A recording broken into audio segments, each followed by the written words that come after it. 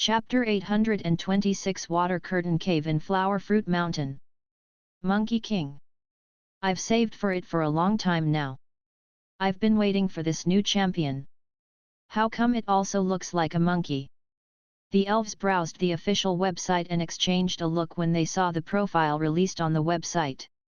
Then, they sent messages to complain to Mr. Fang. Hey! Sir, can the game pass on the monkey? Can you release another champion? At this moment, Xiaoyu also sent a complaining message. Boss! This monkey doesn't look awesome. Why don't you release another dragon? Don't we have a Dragon King already? Mr. Fang replied. Despite the Star Forger who was based on the Oriental dragons, this little girl was still unsatisfied. That one is super cool. Hehe. I think the shop should release a super powerful immortal. Elder senior sister Yu Yin from the Heavenly faction commented, every champion in League of Legends is powerful, but there aren't powerful immortals. You're right. The Heavenly faction's eldest senior disciple, Zhuge Qinlong, also said, the Shu Mountain faction in the Legend of Sword and Fairy is indeed powerful, and their ancestral master even ascended to become an immortal, but it mainly tells the story happening in the mortal world. Why doesn't it tell the story of their ancestral master? It would be awesome. The story of the Legend of Sword and Fairy is trying to express something different. Obviously a more observant player, Yu Yin rolled her eyes at him.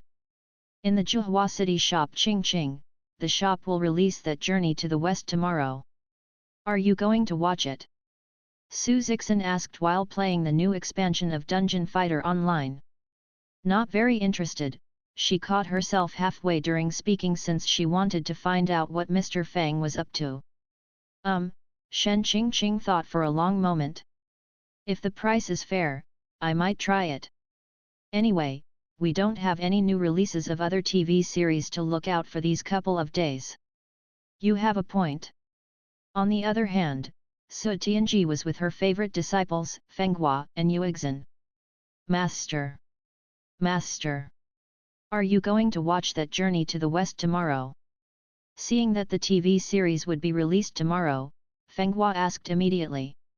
After all, they had many games to play and TV series to watch, so they must make good plans with their 10 hours of online time. They had no time for TV series that were not interesting. Besides, the most important and urgent issue they faced was that the mortal world was about to be struck with a catastrophe. Although they didn't know how horrifying the descending gods and immortals would be, they had seen the powers of Qi Tiandi and Carloso. Frightened by those scenes, the players needed to use every moment they had to obtain more strength, thus having no time to watch an irrelevant TV series.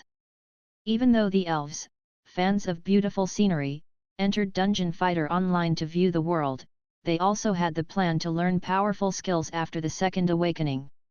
So, I wouldn't watch a monkey. Su Tianji caught herself halfway and thought for a moment. Ugh, hehe, I think I will try it first. Just try it. Even though the new TV series looked uninteresting, Mr. Fang had always been reliable, and so had the shop. As one of the earliest customers, Su Tianji would try the poison for the shop and the shop owner. Anyway, she might find this TV series tolerable. Although they couldn't imagine how a TV series with a monkey as the main character would be interesting, they thought that it didn't hurt to try. They had low expectations for it, but they would do it for the sake of friendship. After all, they had been in the shop for years, it was natural to return the favor. On the next day, although some people including Xiaoyu, Su Tianji, Nalan Mingxiu and Gu Tingyun had claimed that they wouldn't watch the TV series. In the Kanglan City shop, the elves, the members of the Night Legion, and the assassins of the Assassin Brotherhood asked upon entering the shop, "Sir, the new TV series was released today." Hey! Dozing at the counter, Mr. Fang suddenly woke up and replied. Didn't you say that you wouldn't watch it? Regardless if it was good or not, these people would watch the new TV series to create momentum for it and make the shop owner happy. The elves had bought several Labor Day gift bags yesterday and heard that the bonus rewards were things the old players had been dreaming about but couldn't buy. We must be nice to the shop owner for that, right? Therefore, they came over to show their support. Of course, they couldn't admit it to the shop owner. Otherwise, it would be humiliating for him to know that these people only watched his new TV series just to do him a favor. These groups of viewers denied, "We thought about it yesterday, and we think that this TV series is quite novel. Hehe, we'll try it." As if they were afraid that the shop owner would see through their scheme, they trotted over to the computers with flushed faces. These people! Mr. Fang looked in the direction that they took off to and scratched his head in bafflement. Soon, some old customers in the old shops and some customers in the new shop began to watch Journey to the West either with a cup of cappuccino or a bowl of instant noodles. Hundun wasn't divided, and the world was in a mess. Everything was blurry, and no human could be seen. TL note: Hundun means primordial and central chaos in Chinese mythology. When Pangu broke the dense Hundun apart, the pure and turbid could be distinguished from that moment on. TL note: Pangu is the first living being and the creator of all in some versions of Chinese mythology. Every creature should be thankful to the world that birthed them, and Pangu earned a lot of merits for creating all things in the world. If you want to know how the cycles of life work, you need to read The Journey to the West. Following Pangu's construction of the world, the rule of the three sovereigns, and the laws of the five emperors, the world was divided into four great continents. They were the East Purvavidha continent, the West Aparagodaniya continent, the South Jambudvipa continent, and the North Uttarakuru continent. TL note: these are the four ancient continents in Chinese Buddhism. TL note: the three sovereigns and five emperors were two groups of mythological rulers or deities in ancient northern China. The people in this world didn't know the three sovereigns and five emperors, but the brief introduction summarized the ancient history of the whole world including the different continents and the achievements of Pangu as well as three sovereigns and five emperors. The scene before them showed a great ocean with surging waves and weird-shaped boulders on a sharp and strange cliff. Like an excellent painter, the story presented the key points of the entire history of the world and the vast universe to the viewers with only a few strokes. How is it? Is it good? Some people were watching while standing behind the viewers. They didn't have high hopes for this TV series but still felt curious. No one answered them. They were quietly appreciating the picturesque scenes before them. The story returned to the immortal mountain. On the mountain was an immortal stone, and on the stone were 9 perforations and 8 holes which corresponded to the 9 palaces and the 8 trigrams. Nourished by the essence of the sun and the moon, it gradually grew a spirit. After many years of nourishment, it split open one day and gave birth to a stone monkey. The elves covered their mouths with their hands while gasping, having never seen such a miracle before. The cultivators and warriors in Zhuhua city were even more astonished. The beams of golden light shooting from its eyes even disturbed the celestial Jade Emperor in heaven. Then, the viewers watched as it leaped into the water curtain cave and received the loyalty of the other monkeys, becoming the Monkey King. The viewers exclaimed, "Is this really a monkey?" They recalled the trailer that they had watched and began to connect information such as the Flower Fruit Mountain and the Water Curtain Cave. Now looking at the Water Curtain Cave and the Flower Fruit Mountain, they felt like the Monkey King. F***ck. Instantly, they felt like they had fallen into a deep pit. Where's the next episode? Is there more? Chapter 827, The Mountain of Mind and Heart. Subconsciously, they thought that it was just a story about a monkey. Besides, the TV series sold for an outrageous price for each episode. But now, their thoughts gradually changed. How come, these monkeys are so smart? The elves felt amazed. Su Tianji, Nalan Hongyu, and other people, who were the first group of viewers of the Journey to the West, watched the monkeys prostrate themselves before the Monkey King and appoint officials and ministers, forming order and a dynasty. The viewers were greatly entertained when they watched the monkeys wander on Flower Fruit Mountain during the day and live in the water curtain cave during the night. It was indeed an insouciant life on this happy and beautiful land. Many years passed. Humans couldn't escape the process of life and death, neither could the monkeys. When one old monkey died of old age, the other monkeys all covered their faces and wept. Therefore, they began to worry and said, although we aren't subject to the laws of man and aren't afraid of beasts, old age and physical decay in the future can't be avoided, and we are managed by the Yama, a god of death. In the whole world, only 3 species were not subject to Yama's management, and they were the Buddhas, the immortals, and the gods. Therefore, the monkeys gathered immortal peaches and rare fruits, made a bamboo raft, and packed a bag for the Monkey King, seeing him off to the distant place to learn the way of immortality. When this grand legend began to unfold before the people of this world, they had indescribable and complex feelings inside. Perhaps this story wasn't only a legend. By now, these naive and simple-minded monkeys and the strange, imaginative, and naughty Monkey King, who had sprung out from a stone, began to take root in their minds. He just went off to find the way to immortality like this. The cultivators looked incredulous. He heard that there are immortals in the South Jambudvipa continent and then embarked on a sea journey on a raft with a pile of fruits. It sounded like a tall tale. Can these monkeys really learn the way of immortality? The viewers wondered about the naivety of the monkeys. However, since they were monkeys, no one felt strange about the story. There were great dangers in the sea. A small raft was a tiny vulnerable thing on the ocean. If it were someone who was afraid of danger and challenge, the Monkey King would have died in the ocean long ago.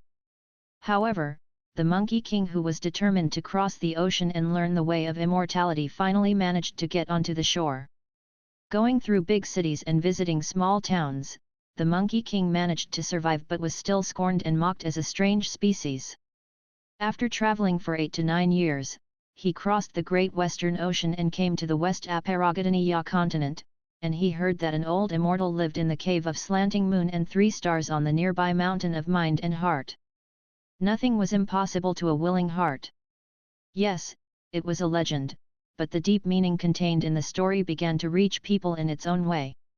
While the viewers were happy that the Monkey King finally found an immortal residence, they were impressed by the Monkey King who was both naive yet determined, unworldly yet smart. The viewers had felt novel while watching the previous events, and now they were impressed after watching the smart monkey travel from the East Purvavidha continent to the West Apparagodaniya continent and finally find the immortal residence after experiencing years of hardships even though success was elusive. Do you think the Monkey King will learn the way of immortality? Sutianji watched the monkey walk along the mountain path toward the cave of Slanting Moon and 3 stars and chatted. Obviously, they were watching the journey to the west together. Who is the immortal living in the cave of Slanting Moon and 3 stars on the mountain of Mind and Heart? Fang Qi was more concerned with this issue. He's not famous, maybe he's not powerful at all. It must be noted that the immortals and gods in the current era were well known with stunning titles such as the God of Radiant Light Judgment, let alone the immortals living in the innumerable immortal sea in the immortal realm. In the world where Fang Qi came from, almost everyone would understand the words such as Mountain of Mind and Heart and Cave of Slanting Moon and 3 stars. They would understand what a holy place this was without it being explained. Of course, the people in this world knew nothing about such things. They were still talking, will the Monkey King only find a little immortal who doesn't know the way of immortality? Oh, then, wouldn't all his efforts be in vain? Fang Qi said worriedly. In the Kanglan City shop, the Knights of the Golden Griffin Knight Legion were also talking about it. Who do you guys think is more powerful, the immortal in the cave of Slanting Moon and 3 stars or the ancestral master of the Shu Mountain faction? I think this immortal should be slightly more powerful but not as powerful as the 9th Heaven Mystic Fairy, others on the side commented. After all, when they played the Legend of Sword and Fairy, the 9th Heaven Mystic Fairy showed an unrivaled presence. However, this cave of Slanting Moon and 3 stars and the Mountain of Mind and Heart, the Monkey King only learned about the name of this immortal after asking a passing woodcutter. It seemed like these woodcutters would visit this immortal when they had time.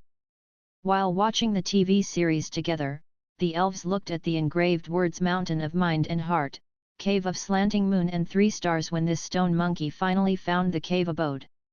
They said to each other, I feel like this must be an amiable old immortal but not a very powerful one. Oh, even if he's not a powerful immortal, he must be much more powerful than us, one elf said. Let's follow the Monkey King into the cave. The scenery here is great.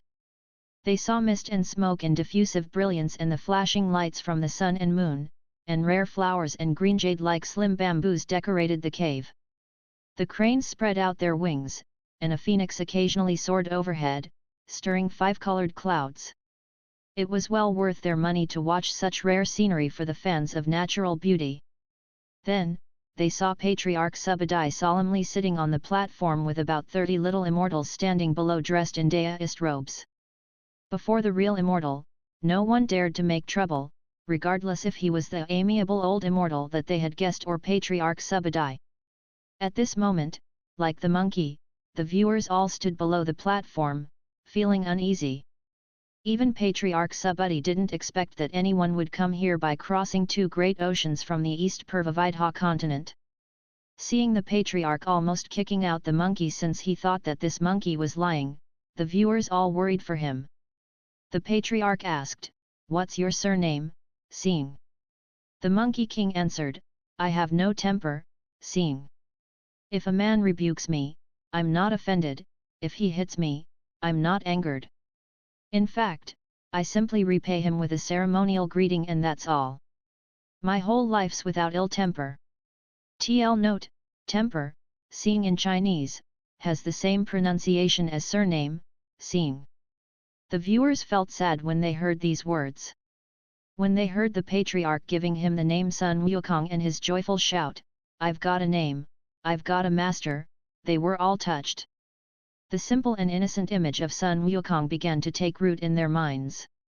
For them, Sun Wukong had turned from a simple monkey to the vibrant and nimble Monkey King with flesh and blood.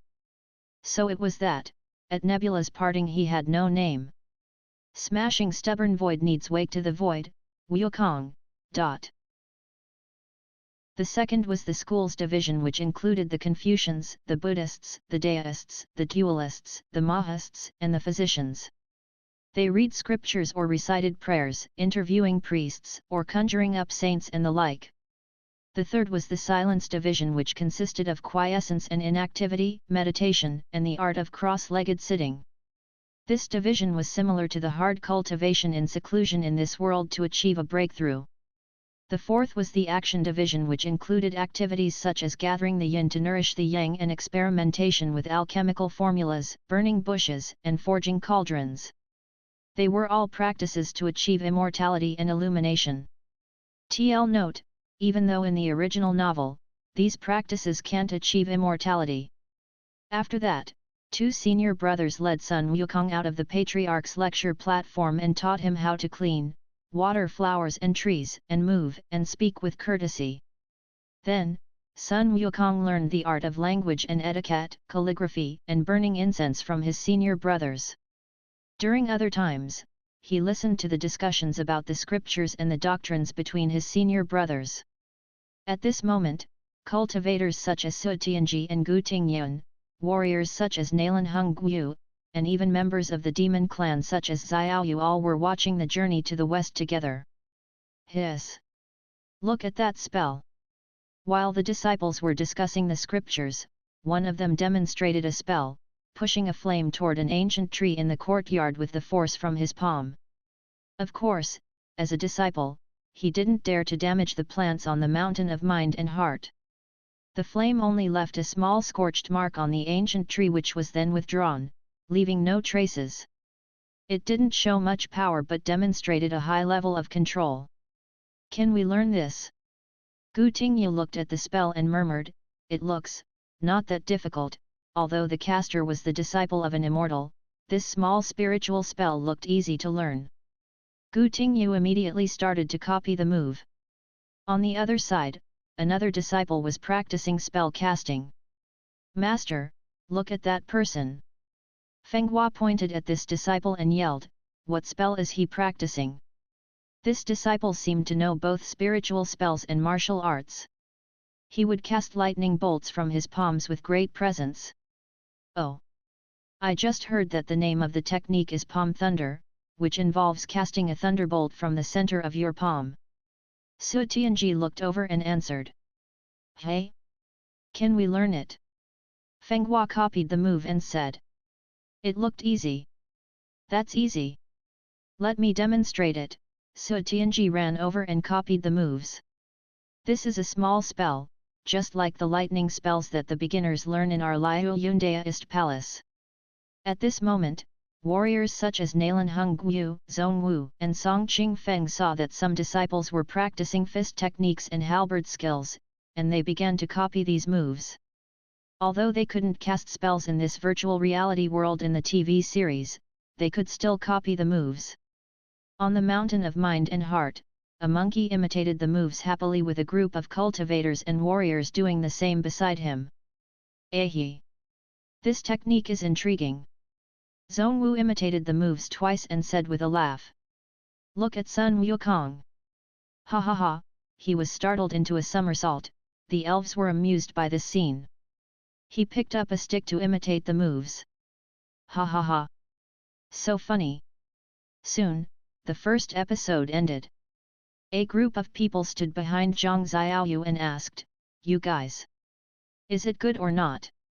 It's expensive per episode. If it's not good, I'll not watch it." It's good. It's good." Xiaoyu replied impatiently and then eagerly activated the next episode without stopping. Like The Legend of White Snake, this TV series also had an opening theme song, which was called Immortal Sound Above Cloud Palace. Ethereal musical notes rose with animated rhythm. "Hey, is this the heavenly realm?" The scene of the great sage, the future title of the Monkey King, getting drunk in Jasper Pool flashed past, and then came the beautiful scenes of the Monkey King swimming in the ocean full of pretty corals. Where is this place? Before they knew it, they were gradually hooked by the TV series even though they watched it just to do Mr. Fang a favor. I wonder if Sun Wukong will master powerful skills in the way of immortality and then tour the heavens and the bottom of the ocean.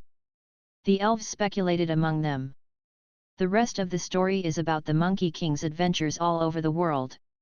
Obviously, they couldn't be more wrong with their speculation. About 7 years passed in the cave of Slanting Moon and 3 Stars. Finally, they got a chance to see Patriarch Subadai ascend the platform and take his high seat. Then, he began to lecture on the Great Dao. As a sage, his words were so florid and eloquent that it seemed like golden lotuses were springing from his tongue. He lectured on every doctrine including Buddhist essence and Daoist truths.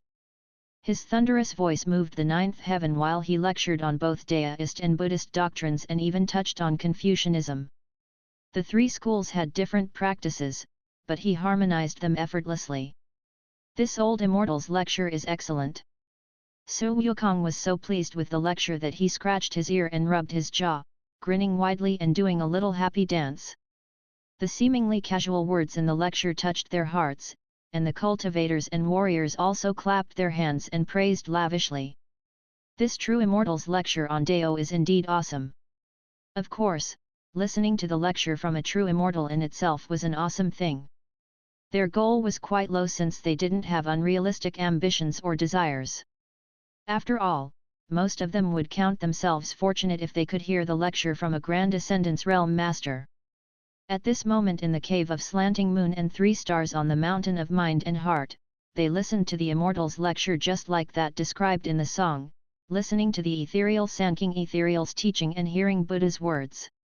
The lecture given by Patriarch Subadai combined doctrines of Confucianism, Buddhism, and Daoism, and it included all the essences from these 3 schools and all the heteronymous, so the cultivators, warriors, and even non-humans were all enthralled by his words. Then, her heart lurched when she thought of the gods and immortals who were going to unleash terrifying catastrophes in the mortal world. If every immortal is so powerful, doesn't it mean that the world is doomed? After all, this immortal resided in the forest on a mountain that even woodcutters could enter. However, when Sun Wukong was born, they had seen the heavens, and there were many golden and radiant immortal palaces which looked super powerful. They knew that all the immortals were powerful, but it seemed like Patriarch Subadai wasn't as powerful as those in the heavenly court. After all, the heavenly court was the special place governing the gods and immortals. I wonder if this old immortal will teach more powerful skills. The viewers didn't have the slightest idea about godly punishment and great tribulations, but they knew that they must learn as many skills as they could. At this moment, Patriarch Subadai finally asked Sun Wukong what he wanted to learn. He listed the 4 divisions among his 360 heteronymous divisions, including method, schools, silence, and action. The viewers had watched and learned some of the skills of the 4 divisions during the past 6 to 7 years while Sun Wukong lived in the cave of Slanting Moon and 3 Stars. They felt. They are fine. Anyway, these skills were from the immortal. Regardless if this immortal was powerful or not, he was still more powerful than them. Therefore, they had all learned these skills enthusiastically. In the past, they just copied moves from the disciples, but now, the Patriarch is going to personally teach the Monkey King. In the old shops, the cultivators and warriors were thrilled. At this moment, they heard Sun Wukong ask, "Can I gain immortality by practicing like this?" Of course, the method division couldn't achieve immortality without the support of cultivation strength. With the schools division, he needed to choose one school from Confucianism, Buddhism, and Daoism, read scriptures, and recite prayers. Although he could achieve immortality, it was like setting a pillar inside a wall. If the mansion decays one day, the pillar would fall with it. The silence division consisted of cross-legged sitting, quiescence, and inactivity, exercises of complete stillness, and contemplations in solitary confinement. But with this practice, immortality was like unbaked bricks on a kiln. The bricks may have been molded into shape, but if they had not been tempered by water and fire, which represents great tribulations, a heavy rain would make them crumble. As for the practice to achieve long life through alchemy and taking elixirs, it seemed to be a way to gain immortality but could only extend one's life. After all, who could really make an immortality elixir? With this practice, immortality was just an illusion like the moon in the water. Then, I won't learn these divisions. The viewers watched as Sun Wukong refused to learn any of these divisions. How come Sun Wukong refused to learn any of them? The viewers were confused. After all, for average people, it seemed impossible that they would see the day when Confucianism, Buddhism, and Daoism crumbled, or the great tribulations in which even gods and immortals couldn't escape their demise. Therefore, they thought that the situations such as setting a pillar inside a wall or unbaked bricks in a kiln that the Patriarch mentioned were just exaggerations. No, the Patriarch is angry. In various shops such as the Zhuhua City shop and the Yuanyang City shop, the cultivators stared at the screens, afraid that Patriarch Subadai would get angry and kick the monkey out. Then, they wouldn't be able to learn skills either. Sure enough, Patriarch Subadai left in a huff after hitting Wukong 3 times on the head with a ruler. Then, it was midnight, and the monkey sneaked into the Patriarch's room. Hey! The viewers sighed heavily, feeling anxious. He can't learn anything this way. Gu Tingyun sighed heavily. He brought it onto himself. Su Tianji commented. If he doesn't get kicked out for doing this, I will eat 3 pounds of poop on live stream. Song Qingfeng was also watching the TV series with his classmates from Lingyun Academy. At this moment, Patriarch Subadai was asleep with his body curled up, facing the wall. The viewers held their breaths, afraid that they would alert the Patriarch, and the latter would jump up from the bed and kick out this monkey with a beating. At this moment, the asleep Patriarch suddenly said something. The monkey wasn't startled, but the elves shrunk their necks. Alarmed, the cultivators took several steps back, afraid that the Patriarch would cast some powerful immortal spells. At this moment, Patriarch Subadai said, since you have solved the riddle, come closer and listen carefully. I'll teach you the wondrous way of immortality."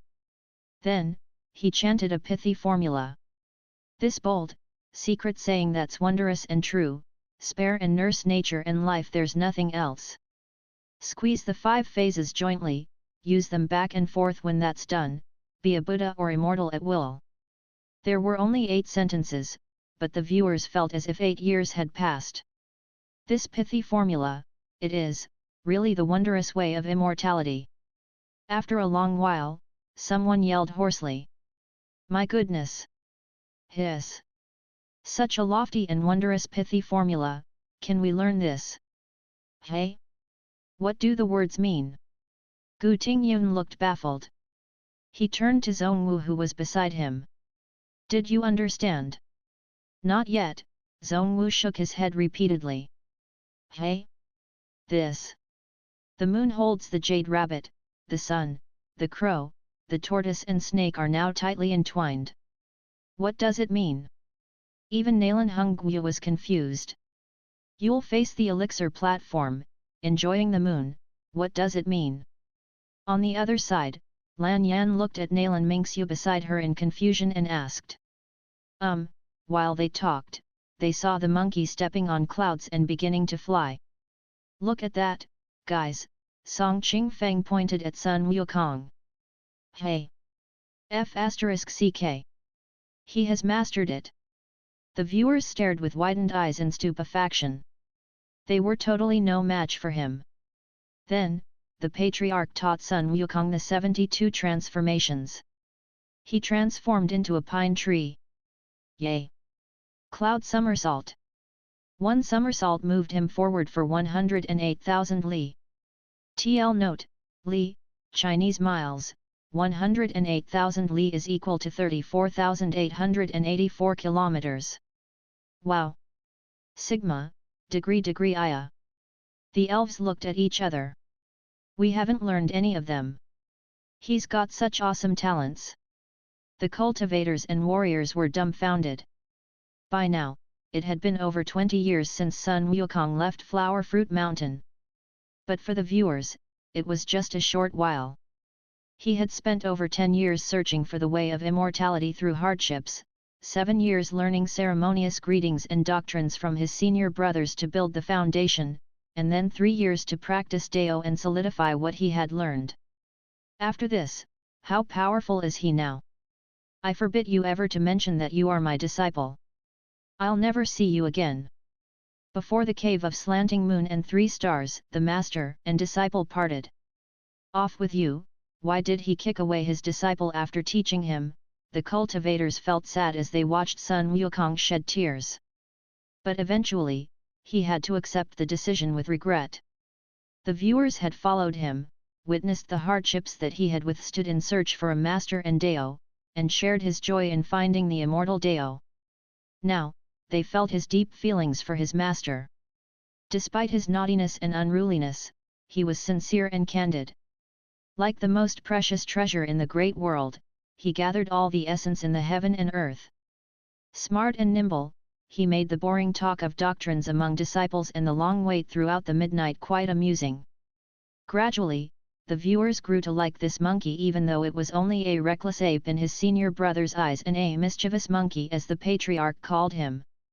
Reluctantly, he kowtowed to his master and said farewell before returning to Flower Fruit Mountain in the Eastern Ocean. Cloud Somersault. An immortal legend from the ancient nation named Huaxia in the distant east began. TL note, Huaxia is the ancient name for China. Chapter 830 Borrowing Treasures from the Dragon Palace, and the Immortal who was about to descend. I wonder what has Flower Fruit Mountain become like now. The warriors wished that they could do a cloud somersault and go to the mountain before the Monkey King. As the story continued, they watched it with great expectations. This TV series is indeed good. Su Tianji, who had criticized this TV series earlier, was now commenting, "Ha ha ha. I knew the shop owner would never sell bad stuff to us." She had completely forgotten her previous remarks. "Hey, the TV series in this shop, are always good. Song Qingfeng, who had also had a bad opinion about this TV series, said, "Why can't it be a monkey? Can't a monkey enter the heavens and the earth and walk the great path to immortality? This TV series is unrivaled." In the Kanglan City shop, Sala also said, "This journey to the west is so good. I didn't expect it would be so good. I thought," Sala looked out of the shop and said, "I thought it was a monkey just like those we see in the mountains. But this is the Monkey King. They aren't from the same species. It wasn't our fault that we didn't want to watch it before. If we were told from the beginning that we'd watch this kind of a monkey, we'd have watched it sooner." She tried to explain herself. Then, she continued watching eagerly. At this moment, everyone heard music rise. "You, shoulder the carrying pole, and I lead the horse." TL note, this is the ending theme song of TV series Journey to the West. The song is named Where is the Road? What's this? They froze. Then, it ended. How come it ends here? Where's the next episode? They clicked open Super Theater again and saw that they could only pay and activate the first and the second episode, while the following 40+ episodes were all grey, which meant that they couldn't be activated. As if bedlam broke out, many customers gathered at the counter in the various shops, including the Zhuhua City shop, Yuanyang City shop, and Kanglan City shop. Mr. Fang was now staying in Yuanyang City, and he was surrounded by crowds. "Sir," Zhongwu, the Castellan of Yuanyang City, asked, "we can activate 4 episodes of other TV series per day. But with this TV series, we can only activate 2 episodes each day. Where are the other 2 episodes?" Yet, the others joined in the protest. Journey to the West is expensive and short with each episode. Besides, we can only have 2 episodes each day. The episodes are not short. Mr. Fang looked at them in puzzlement. After walking to a computer, he pointed at the screen and said, "Look. 1 hour for 1 episode." Zhongwu and the others followed Mr. Fang to the computer and looked. "They are just short. They are just short." They complained immediately. "Can you be reasonable about this?" Mr. Fang looked exasperated. "We could activate 4 episodes of other TV series a day, but this only has 2 episodes." They finally found the correct issue to complain about. "Are you afraid that we can't afford more?" Mr. Fang looked contemptuous. "How can the previous TV series be compared with this one? Among other things, have you guys understood the Dao lecture and the spells taught in the first and second episodes? You must know that haste makes waste."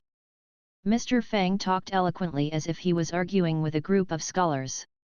"That's why my shop custom made the right number of episodes for you each day. You've watched 2 episodes today and can watch the next 2 tomorrow. This way, you can obtain something from the TV series and really enjoy it." "Oh, so this is the reason," they nodded, thinking that it made sense. Then, they thought for a moment.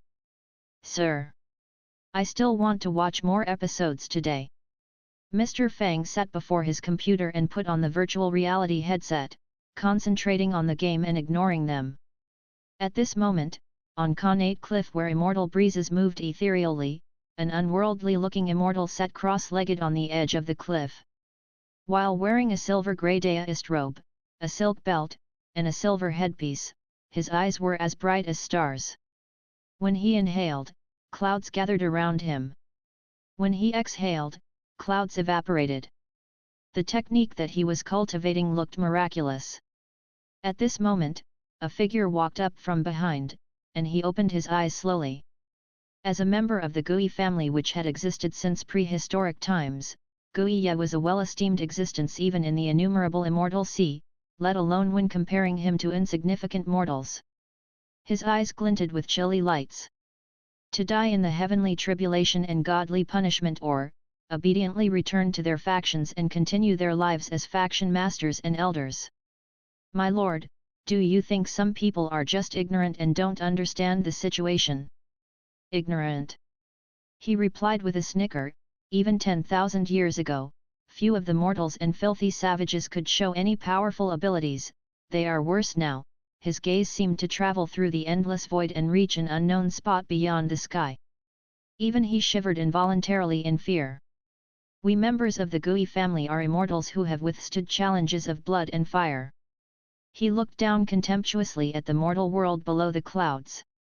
These mortals know nothing but hard cultivation in seclusion and are not qualified to ascend. How can they compare with us? They will know that the more ancient an immortal clan is, the more severe consequences they will face for offending and challenging them. If they try it, they will bring destruction to themselves. It's almost time. I think they must have made the right decision, right? What do you think will happen in today's episodes of Journey to the West? On the early morning of the next day, the elves entered the shop while talking among themselves. From the looks of it, they had been talking about it all the way here. In front of the Zhuhua City shop, Half City shop, Yuanyang City shop, and even, the new shop in the East Continent, many people stood outside, waiting for the shops to open. It seemed like the shops hadn't seen such eager crowds in a long time. I think, after some careful meditation last night, I understand a tiny bit of the pithy formula that the patriarch taught Wukong, one cultivator said in a low voice. Get out! Even the Ascendance Realm masters are clueless. You can keep dreaming. At this moment, Zhang Xiaoyu saw the profile photo of a little deer popping up on her communication jade. Princess, I think I've got some clues about transformation. Yo ha ha ha. After seeing the transfiguration spell, watching the legend of the white snake, and then hearing Patriarch Subadai's lecture on Dao, it obviously had accumulated lots of understanding in this area. Although it was still too young to reach the transformation stage for an ancient spiritual beast, it felt some signs. Really? Xiaoyu replied with pleasant surprise. Yes. Yes. I think I will be able to transform before long. Princess, you must come and watch when it's time. Okay. She replied and entered the shop. Immediately, she took a computer and began watching the TV series. Different from the previous episode, in this episode, the Monkey King returned to his home with great triumph. He destroyed the monstrous king of havoc who had been bullying his little monkeys, and then he taught his monkeys to make spears with bamboo sticks and carve out sabers with wood pieces. He taught them martial arts and made them practice each day. This way, these monkeys could protect themselves. However, the bamboo and wooden weapons were not real weapons. So, this episode told the story of borrowing treasures from the Dragon Palace. Wukong leaped down the sheet iron bridge of Flower Fruit Mountain and entered the passage leading to the Dragon Palace through the creek under the bridge. On the bottom of the ocean were clumps of corals and schools of colorful fish. There was the Water Crystal Palace and patrolling Yashas. TL note, in legend, Yasha is a class of generally benevolent but sometimes mischievous, capricious, sexually rapacious, or even murderous nature spirits who are the custodians of treasures. Wow! The dragon's residence is so beautiful. Xiaoyu was feeling dizzy while she looked around the palace, wishing that she could move to this place. What weapon do you think the Monkey King will use? Soon, the members of the touring group entered another heated discussion while they watched. Chapter 831 Compliant Golden Hooped Rod. Will he use a saber? While the viewers talked about Sun Wukong's potential choices of weapons, the Dragon King found it hard to refuse the request and ordered a stout perch commander to fetch a long-handled saber. The warriors who used sabers were happy and said to their peers, he. He will use a saber. Saber. This old monkey doesn't know how to use a saber. At this moment, Sun Wukong said, I beg you to give me something else. Hey, the smiles on the faces of the warriors who used sabers turned stiff. Maybe he uses a polearm. Xiaoyu mumbled. After all, she was quite knowledgeable with weapons such as spears, halberds, etc. Soon, the Dragon King commanded a whiting lieutenant together with eel porters to carry out a 9-pronged fork. The fork glinted with treasure lights, and the blades flashed chillingly. With one glance, the viewers knew that it was a great treasure. Ugh! Xiaoyu's eyes brightened. That's it! That's it! Wukong took hold of it and tried a few thrusts with great presence. The old Dragon King said smugly, "It weighs 3,600 jin and is a rare treasure." TL note, jin is a measurement unit, equal 500 grams. 1 jin is close to 1 pound. 3,600 jin. Even the saint-level masters who were used to heavy weapons were surprised. It must be noted that using weapons wasn't a contest of weightlifting. For saint-level masters, something that weighed 3,600 jin was easy to lift when they circulated their essence.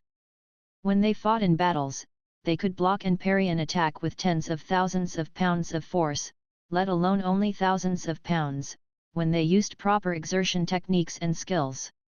Even in the world where Fang Qi had come from, a master could unleash an explosive force several times or more than 10 times the force of an average person with one punch, let alone these warriors.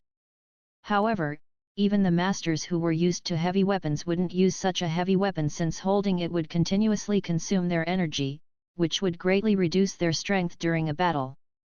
To choose a weapon, one must see if it suited one's hand regardless of its weight. Otherwise, trying to bluff with a heavy weapon would decrease one's combat strength instead of increasing it. The viewers were experts of weapons and naturally knew this fact. However, Sun Wukong picked up the 9-pronged fork without activating any essence, as if the fork was weightless. It gave the viewers the illusion that this fork wasn't that heavy. Xiaoyu grinned happily. This must be it. Yesterday, Xiaoyu tried the TV series alone. But today, all the members of the heavenly faction joined her. Seeing this, the others said, "Is the Monkey King going to use a fork?" Aya! Boom! Sun Wukong put down the fork, which almost cracked the floor of the Dragon Palace due to its weight. Then, he said, "Too light. Too light. It doesn't suit my hand." Too light. Lydon watched the scene dumbfoundedly. As a master using heavy weapons, he swallowed his saliva with difficulty. They knew that Sun Wukong might have a high cultivation strength, but he had only learned from that old immortal for several years. His power shouldn't be that great, right? For an average immortal, this would be a good middle-scale weapon. But it is too light. At this moment, the Dragon King commanded an admiral and a brigadier to carry out a giant halberd. This halberd weighs 7,200 jin. When mentioning this treasure, the Dragon King looked proud. This is the best weapon in the Dragon Palace, and no one can use it. 7,200 jin. The warriors and cultivators watching Journey to the West exclaimed. Although one couldn't judge a weapon by its weight, no one dared to say that it wasn't a great treasure by looking at the dragons and phoenixes engravings on it and the chilly glints flashing on its body. Its blade was so sharp that no one doubted the fact that it could easily break most of the good weapons that the viewers knew. The halberd's body was so hard that they suspected none of the weapons they knew about could leave a scratch on it. Even for immortals, it was a rare treasure in the world. Hey! This one is good. I guess he'll take this weapon. If it were me, I would take this halberd. The viewers avidly looked at the weapon in excitement, as if they were the ones getting this halberd. Wukong took hold of the halberd and made a few thrusts casually. Then, he inserted the end of the halberd into the floor. Crack! With a blunt noise, the magnificent and extremely hard floor paved by unknown treasure materials was pierced. It cracked open as if a godly sword cut it. It's still light. Too light. Too light. Sun Wukong said in disdain. It's still light. The viewers stared at Sun Wukong in a daze. What kind of treasure, what kind of weapon can satisfy this Monkey King? At this moment, a few dragon daughters standing behind the Dragon King whispered, "That piece of rare magic iron, that was the ruler with which the great Yu fixed the depths of rivers and oceans when he conquered the flood during the ancient time. It is a piece of magic iron, but of what use could it be to him?" The old Dragon King said doubtfully. TL note, Yu the Great, c. 2123-2025 BC, was a legendary ruler in ancient China who was famed for his introduction of flood control, his establishment of the Xia dynasty which inaugurated dynastic rule in China, and his upright moral character. A piece of rare magic iron. What's that? This old Dragon King has a treasure better than this giant halberd. Aya! How come there are so many treasures in the Dragon Palace? Zhang Xiaoyu had lights flashing in her eyes. What a powerful figure is the great Yu! In the Zhuhua city shop, Su Tianji mumbled to herself. The ancient time in the mouth of an immortal was a time beyond their imagination. Following the Dragon King to the ocean treasury, the viewers saw countless shafts of golden light at the depths with auspicious essence and clouds floating around. The light was so bright that it almost blinded the viewers. Sure enough, there was a divine iron rod in the depths of the golden light. But it seemed too thick to hold, it looked like an iron pillar. What treasure is this? Such a big piece of iron, is he going to hold it in his arms and smash it toward enemies? The viewers shook their heads. This is not good. Not good. The previous weapon is better. It is a little too long and too thick, Sun Wukong shared their opinion. It would be more serviceable if it were somewhat shorter and thinner. Right. Right. The cultivators and warriors nodded. While they were nodding, they suddenly saw the rod turning thinner after Sun Wukong said those words. They instantly shouted, "This treasure!" Then, Wukong said, "Smaller." The rod shrunk further until it became the size that could be held in one hand. Wukong examined it and saw the inscription on the rod: compliant golden hooped rod. It weighed 13,500 jin. It wasn't just heavy. When Wukong brandished it, it disturbed all the water in this sea area, shaking the water crystal palace and frightening the sea turtles, tortoises, fish, shrimps, crabs, and the dragon princes and princesses. Even the old Dragon King shook with fear. It could change into a slim needle or a big rod that could pierce layers of clouds. Seeing the golden hooped rod, even the viewers were frightened, afraid that it would pierce a hole in the sky. At this moment, even the Jade Emperor in the Heavenly Court received a report from the Heavenly General and soldiers. "Your Majesty, the heaven-born stone monkey is making trouble in the lower region, and he is sticking an iron rod up into the heavens. This treasure! My goodness! It's still growing. The heaven will be pierced." Even when standing in the Heavenly Court, people could see the iron rod continuing to grow, reaching as high as heaven and as low as hell. Not only the people in the TV series but the viewers in the real world stepped back in fear. F***ck. Song Ching Feng and the other young warriors couldn't find words to express what they were feeling right now. They had never heard of such a treasure before, let alone see it. Chapter 832 Elder asked me why I'm watching on my knees, I don't know. They had never imagined that they would find a monkey dashing. Gradually, Flower Fruit Mountain was restored to order. With the Monkey King as their leader, the well-equipped monkeys formed troops with generals and leaders. Naturally, no demons dared to bully them again. After settling this, the Monkey King felt completely at ease to soar on the clouds and ride the mist, to tour the 4 seas and disport himself in 1,000 mountains. He made extensive visits to various heroes and warriors and even entered into a fraternal alliance with 6 other monarchs, including the Bull Monster King, the Garuda Monster King, and the Dragon Monster King, enjoying life as much as he could. The viewers were thrilled while they watched, surprised that the Monkey King had grown into such a top existence in a short time. How come the Monkey King is so powerful now? Su Tianji said in surprise while she watched. Hehe, is the rest of the story about how the Monkey King tours the rivers and mountains each day with his little monkeys. In the Kanglan City shop, the elves talked among themselves while they watched it together. Hehe. That would be great. We love checking out the scenery around the world. Sala said in pleasant surprise. The scenery at the Mountain of Mind and Heart is excellent. Yet, Flower Fruit Mountain is very beautiful too. The Dragon Palace has great scenery as well. Right. Right. Right. The elves had never seen the beautiful scenery at the bottom of the ocean. The Dragon Palace has the most beautiful scenery. That old Dragon King lives in such a pretty place and has so many treasures. They had an animated discussion. One day, the Monkey King had a big banquet in Flower Fruit Mountain and got drunk.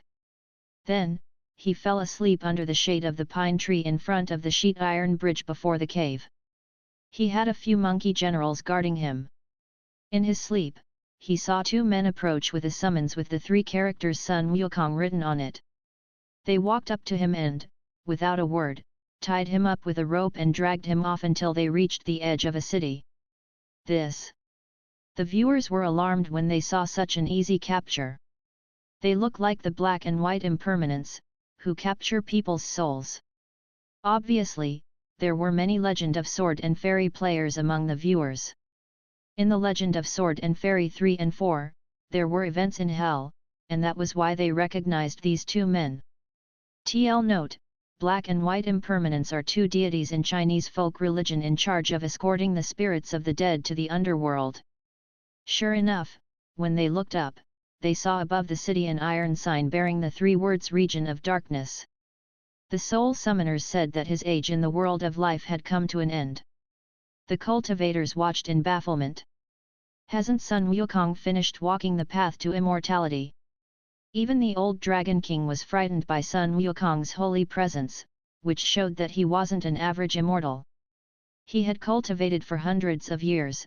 How could he die like this? What can he do now? In various shops, like the Zhuhua City shop and Kanglan City shop, the viewers looked at each other in confusion. From their experience in the Legend of Sword and Fairy, they remembered the horrors in hell which governed all the livings. They had made narrow escapes from hell in both the Legend of Sword and Fairy 3 and 4. During those adventures, they only snuck in and hid their presences, not attracting the attention of the truly powerful existences.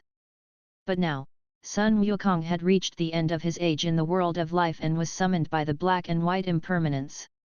They were now standing before the Palace of Darkness, and demon soldiers would meet them at any moment. As the saying goes, if the Yama King wants someone to die at midnight, he wouldn't delay it until the next morning.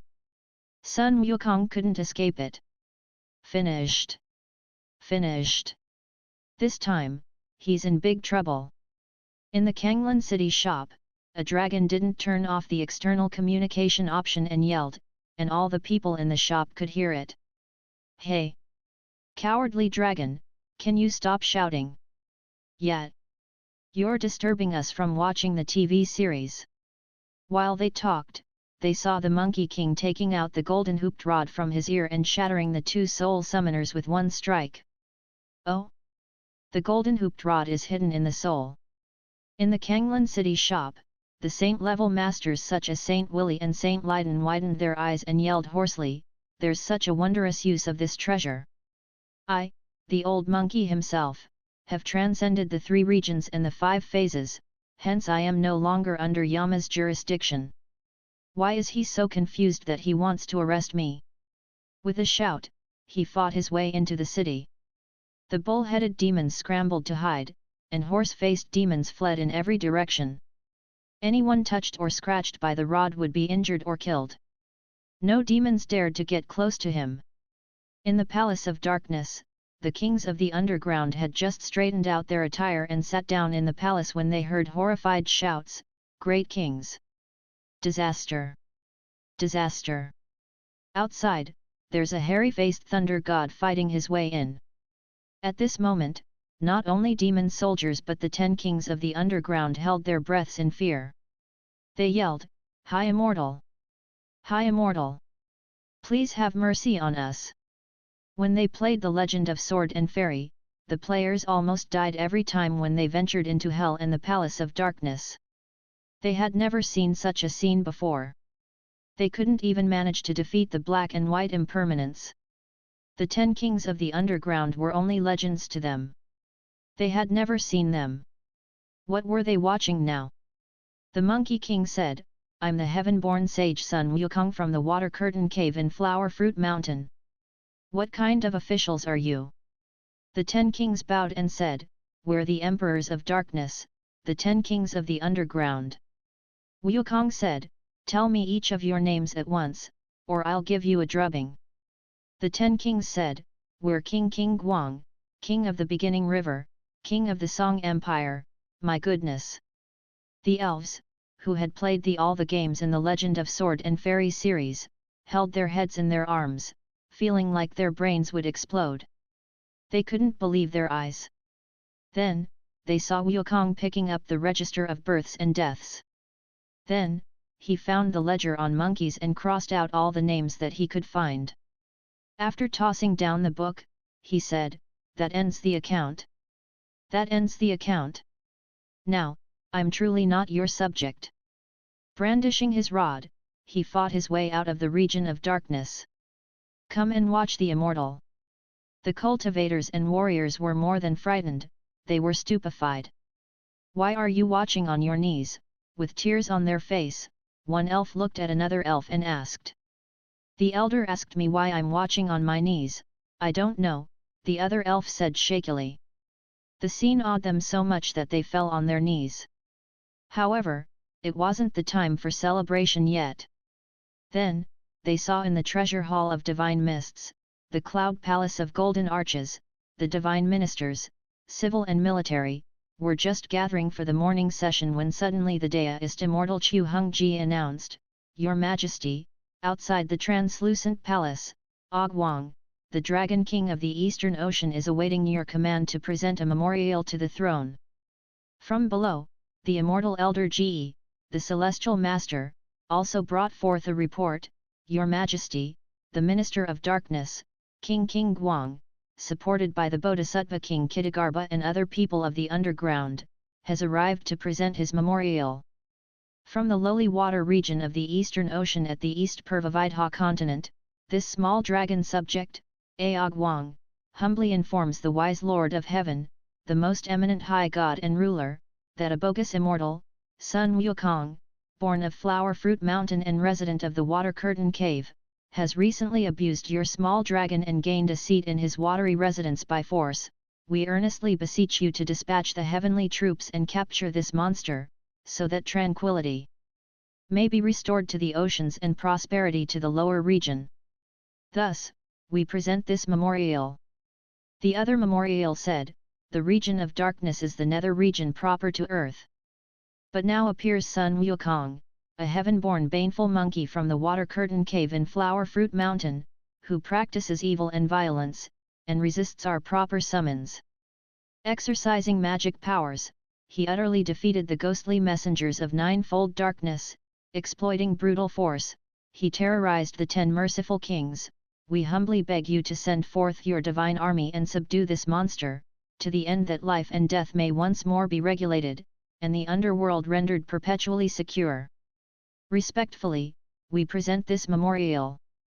After the Jade Emperor finished reading, he gave a command, we shall send our generals to arrest this culprit.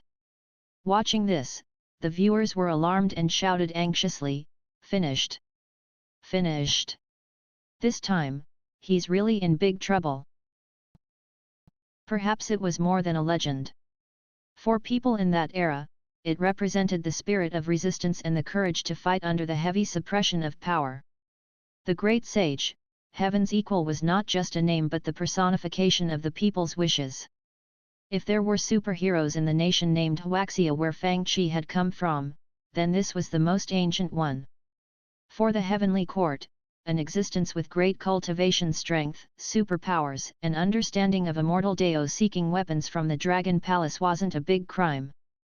Also, since the Monkey King had obtained the immortal Dao, it was not right to send soul summoners to arrest his soul. Of course, no one would admit this out loud. The immortals knew it and kept it to themselves. This was why the heavenly court sent the gold star of Venus to the lower region to summon him up and give him an official position. Of course, it wasn't so easy to live in heaven. After all, Wukong was only a stone monkey from the mountains and a small demon without a great reputation. How could he sit at the same rank as the immortals? Some of the gods and immortals looked down at the monkey from the bottom of their hearts. In the heavenly court, look at that heavenly palace. The viewers were engrossed in the scenes of the palaces engulfed in dazzling colorful lights. Look at the jade kiran on the pillar. It was so lively that it seemed like it would fly down from the jade pillar at any moment. Following the golden star of Venus who leads Sun Wukong into the palace, the viewers got the chance to enjoy the scenery. I guess it must be fun to be an official in this place. Sala exclaimed. Not only the elf royal palace, but even the old Dragon King's extremely beautiful water crystal palace was far inferior compared to this place. Soon, they felt that things were not as simple as they had thought. The star spirit of Wukong reported on the side, in every mansion and hall in the Palace of Heaven, there's no lack of ministers. Only at the imperial stables is a supervisor needed.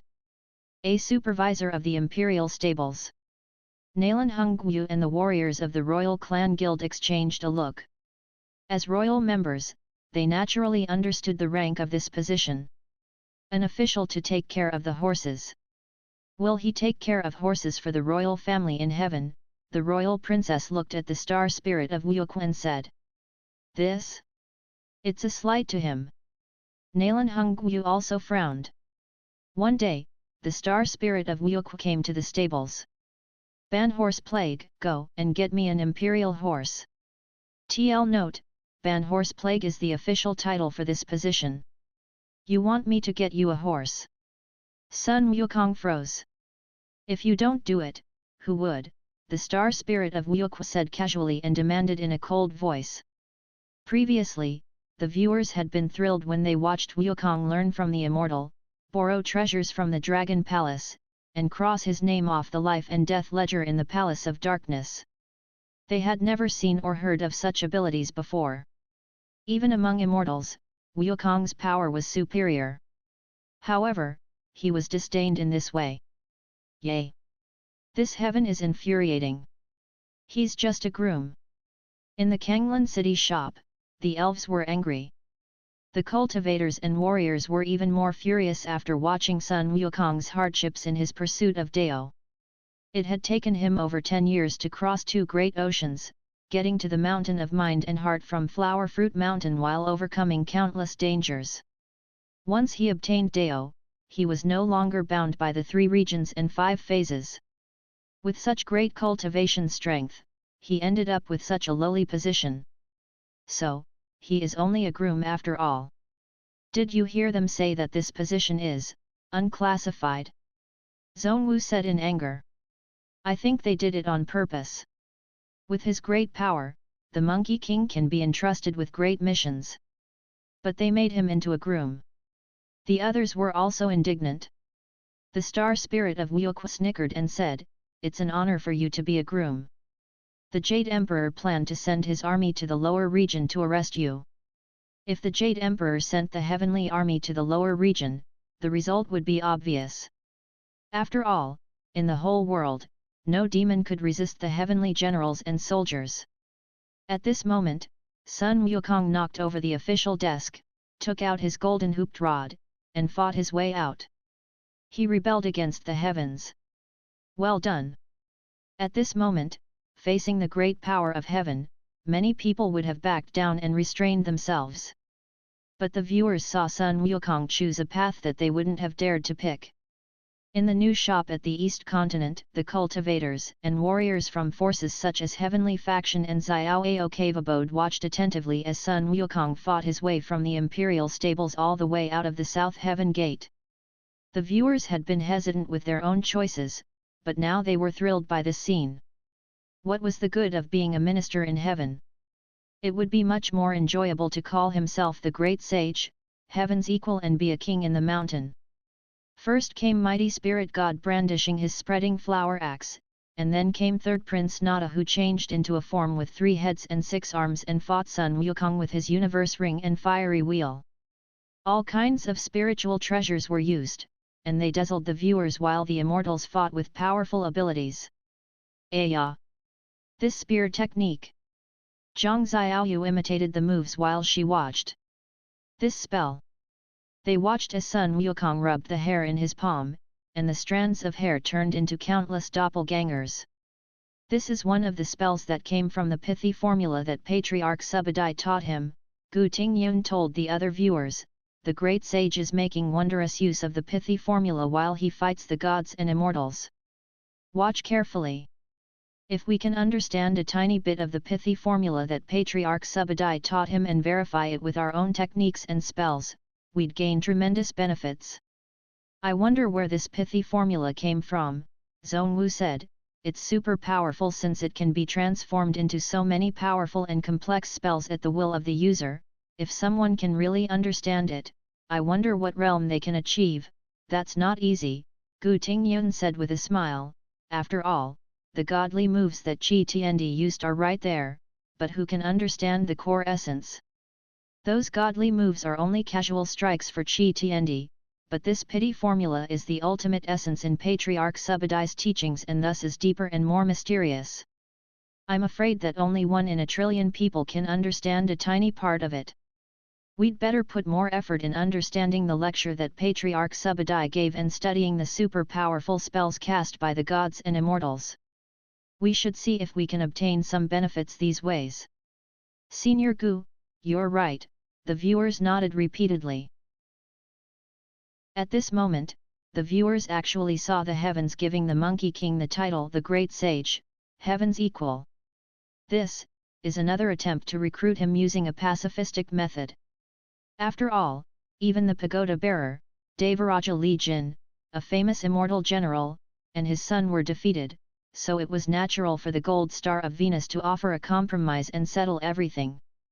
In my opinion, he doesn't need the heavens to give him the title of Great Sage, Heaven's Equal. He can give himself this title, Zhang Xiaoyu mumbled. This way, he will live a free life and doesn't have to abide by the rules of heaven. Beside her, the heavenly faction's elder Xiao Yunhe explained, despite his unruliness, the great sage, Heaven's Equal is a being who respects his master and Dao.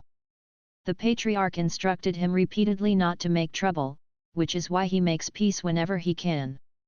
Perhaps the great sage, Heaven's Equal had many internal struggles. I see, remembering Sun Wukong's weeping face when Patriarch Subadai kicked him out, Zhang Xiaoyu suddenly understood something.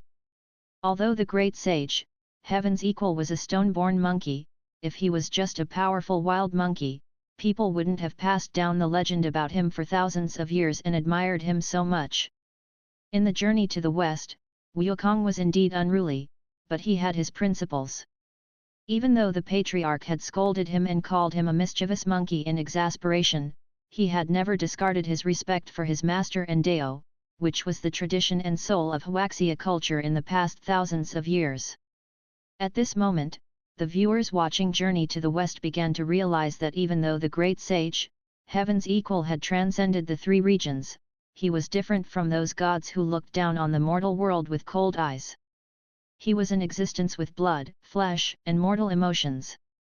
Although he didn't need the heavens to grant him the title of the Great Sage, Heaven's Equal, it was the first time in the history of the heaven to grant the title of sage to a young demon immortal who was only a few hundreds of years old.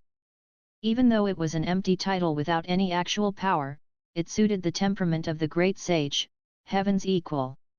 In heaven, Wukong visited all kinds of gods and immortals. When meeting the 3 pure ones, he addressed them as Your Reverence. When he saw the 4 thearchs, he would say, Your Majesty. After spending about 8 years on learning ceremonious greetings, he certainly wouldn't act like a wild beast. After the previous battle, they got to know each other better. While making all kinds of friends in heaven and calling them his brothers, Wukong enjoyed his life very much. Due to his friendship with these gods and immortals, when Wukong encountered difficulties on his way to the west, he would be able to enlist their help whenever he went up to heaven despite the havoc that he was about to cause. The star spirits were certainly his good friends. Among them, the Gold Star of Venus was friendly with Sun Wukong and had dissuaded the Jade Emperor from sending an army to the lower region to arrest him several times. 3 pure ones, 4 thearchs, 5 elders, and 9 luminaries, 28 constellations, the 4 Devarajas, and the 8 immortals. There were many gods and immortals with official positions, let alone those who were independent and didn't hold official titles. The gods and immortals were as many and dazzling as the stars in the sky, showing the viewers a huge system of immortals and gods. The immortals were prosperous and many. While countless immortals were governed by the heavenly court, there were quite many who were not bound by the rules of heaven. The viewers couldn't imagine what kind of existence dared to fight such a powerful system of gods and Buddhas. Of course, things didn't end here. In the heaven system, not everyone liked the great sage. Hee. Heaven seems fun, amused, the cultivators laughed and said. Your Majesty, the great sage, heaven's equal has no duties right now, and he merely dawdles away his time. He has become quite chummy with the various stars and constellations of heaven, calling them his friends regardless of whether they are his superiors or subordinates. In the treasure hall of divine mists, the star spirit of Wyuk reported, I fear that his idleness might lead to roguery. At this moment, the Garden of Immortal Peaches had an empty position. Summon Sun Wukong and get him to take charge of the Garden of Immortal Peaches, so he won't cause trouble due to idleness. The Garden of Immortal Peaches. The viewers exchanged a look. There were 3,600 peach trees in the Garden of Immortal Peaches. In the front were 1,200 trees. The fruits ripened once every 3,000 years, and after one taste of them, a man would become an immortal enlightened in the Dao with healthy limbs and a lightweight body. In the middle were 1,200 trees. The fruits ripened once every 6,000 years. If a man ate them, he would ascend to heaven with the mist and never grow old. At the back were 1,200 trees with fruits that ripened once every 9,000 years, and if eaten, would make a man's age equal to that of heaven and earth, the sun and the moon. The story had shown how difficult it was to obtain the way of immortality, but here in the Garden of Immortal Peaches, eating one immortal peach would give one the age equaling to that of heaven and earth.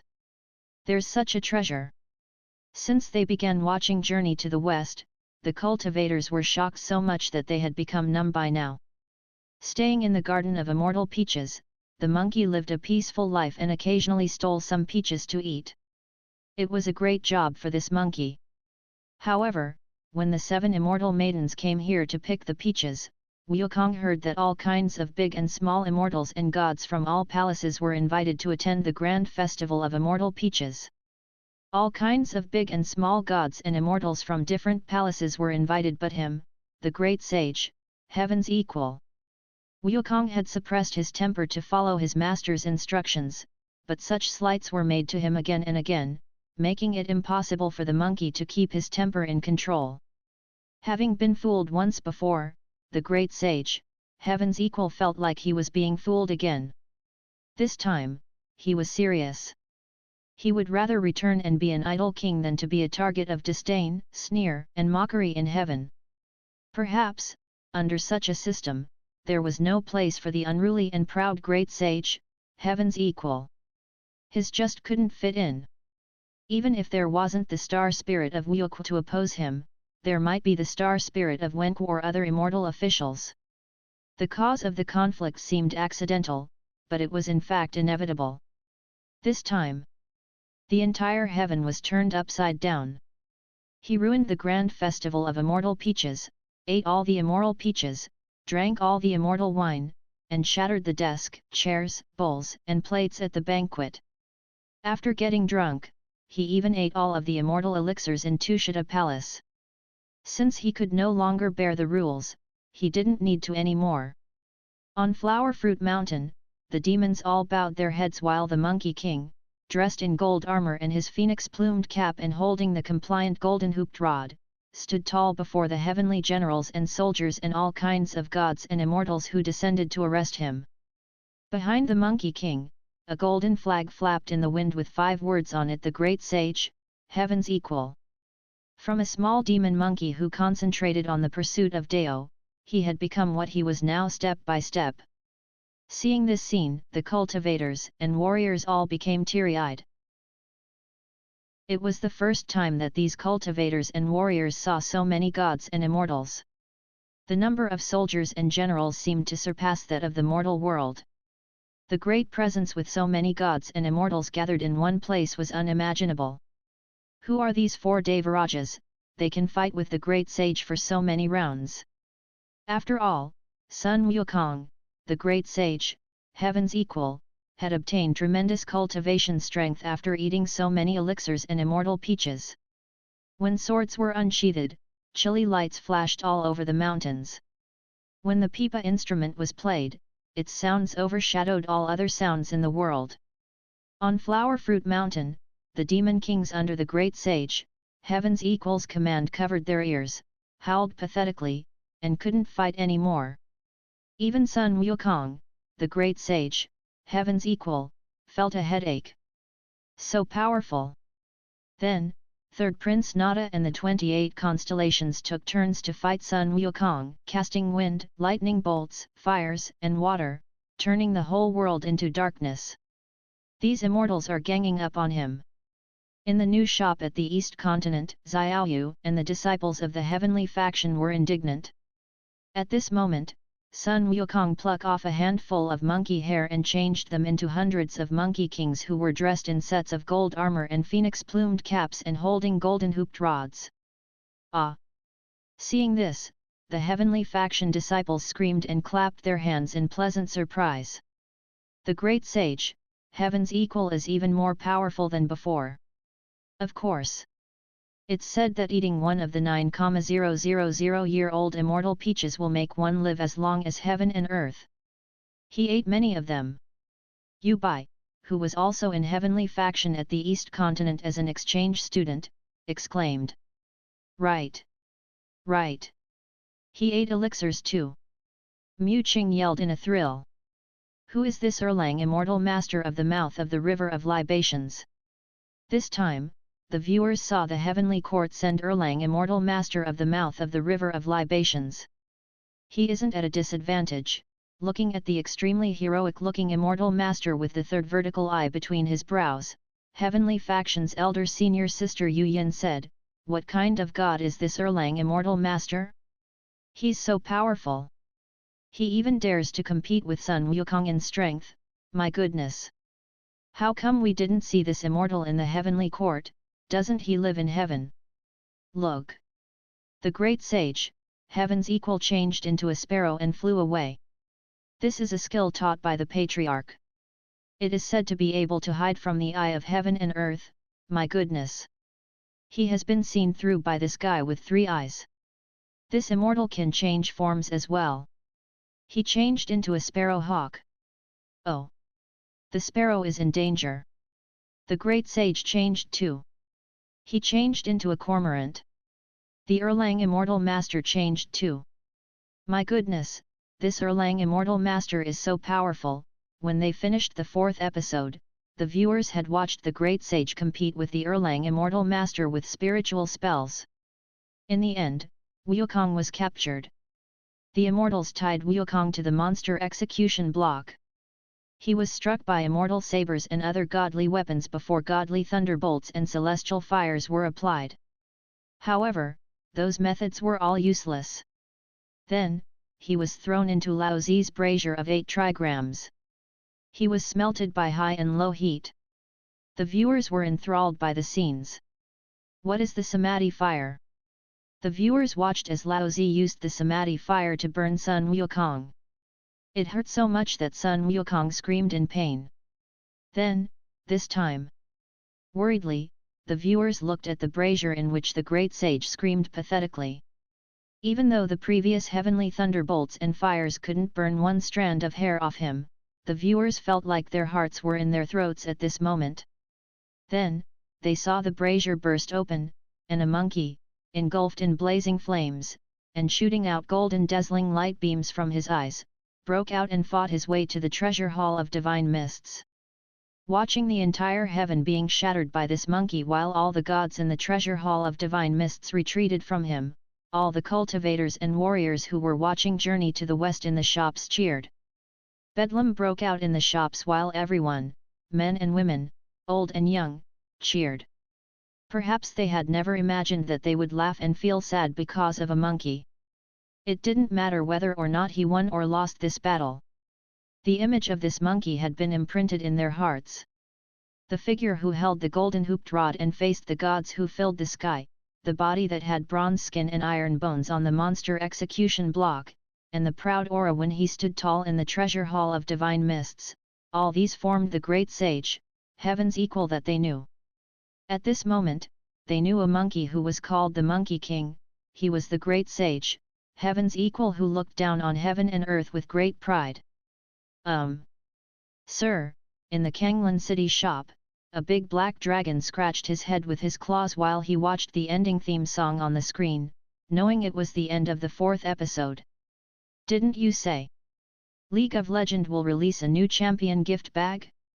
Is the champion the great sage, heaven's equal? What? The new champion gift bag features the great sage, heaven's equal. The elves with keen hearing looked over from the distance and asked loudly. Right, Kel-Ebel said with sudden understanding, I remember the profile on the gift bag was the shape of a monkey. Ah! They immediately yelled in excitement, we want to buy this champion gift bag. There were 2 kinds of gift bags for the champion gift bag and champion skin gift bag. Volcanic Wukong. Widened-eyed, one elf stared at the sun Wukong, who was engulfed in blazing flames and had golden lights shooting from his eyes. This elf shouted, wow! This is how he looked when he came out from Lao Zi's brazier. This is so cool. I'll buy this one. I'll buy it too. I'll buy this volcanic Wukong skin. But, the first elder of the elf clan stroked his beard and thought that things were not as simple as they looked. He asked immediately, how come the great sage, heaven's equal, came to the Valoran continent, although Sun Wukong could travel 108,000 li with one cloud somersault, the Valoran continent wasn't just a distant place. Sir! Is the Valoran continent in this world too? Instantly, the elves, knights, and assassins all looked curious. Sir, this world has only 4 continents in the east, west, south, and north, right? Where does the Valoran continent come from? No, even if the relationship between the Valoran continent and the 4 continents in Journey to the West is like the relationship between the West continent and the East continent, there are no such 4 continents in League of Legends. This, Mr. Fang found that it was a difficult question to answer. But he was the shop owner and must answer all the questions that the customers had for the products in the shop. After thinking for a moment, he said, indeed, the god who created the Valoran continent is not from the same world as Journey to the West, but, Mr. Fang took a moment to organize his words. A powerful organization named QQ Penguin from the mysterious East bought the entire Summoner's Rift. In answer to the wishes of the summoners from the mysterious East, it connected the 2 worlds. At this moment, the great sage feels lonely in heaven and sent a spirit doppelganger here to relieve his boredom by joining the fight, Mr. Fang explained. QQ Penguin. They looked at each other and thought, how come this organization's name is so strange? They had heard of organizations named after Kirans, dragons, or phoenixes, but none of them used penguin as their name. Also, this organization named QQ Penguin was a huge entity that could buy the entire Summoner's Rift. Then, they looked at the QQ communication app on the screen. Everyone was started. Is this one? My goodness! We always thought that this was a simple and free chat tool that everyone has. It seems like not only the games have awesome studios such as Blizzard and Ubisoft behind them, even the ordinary-looking chat app has such a huge organization behind it. Instantly, they found it hard to look at the logo of a penguin with a red scarf on the bottom right corner of their screens. Chapter 836 Changes in the Cultivation Room. First, I'll get myself familiar with the monkey in a solo queue matchup. The Xiaoao Ancestral Master rubbed his hands eagerly.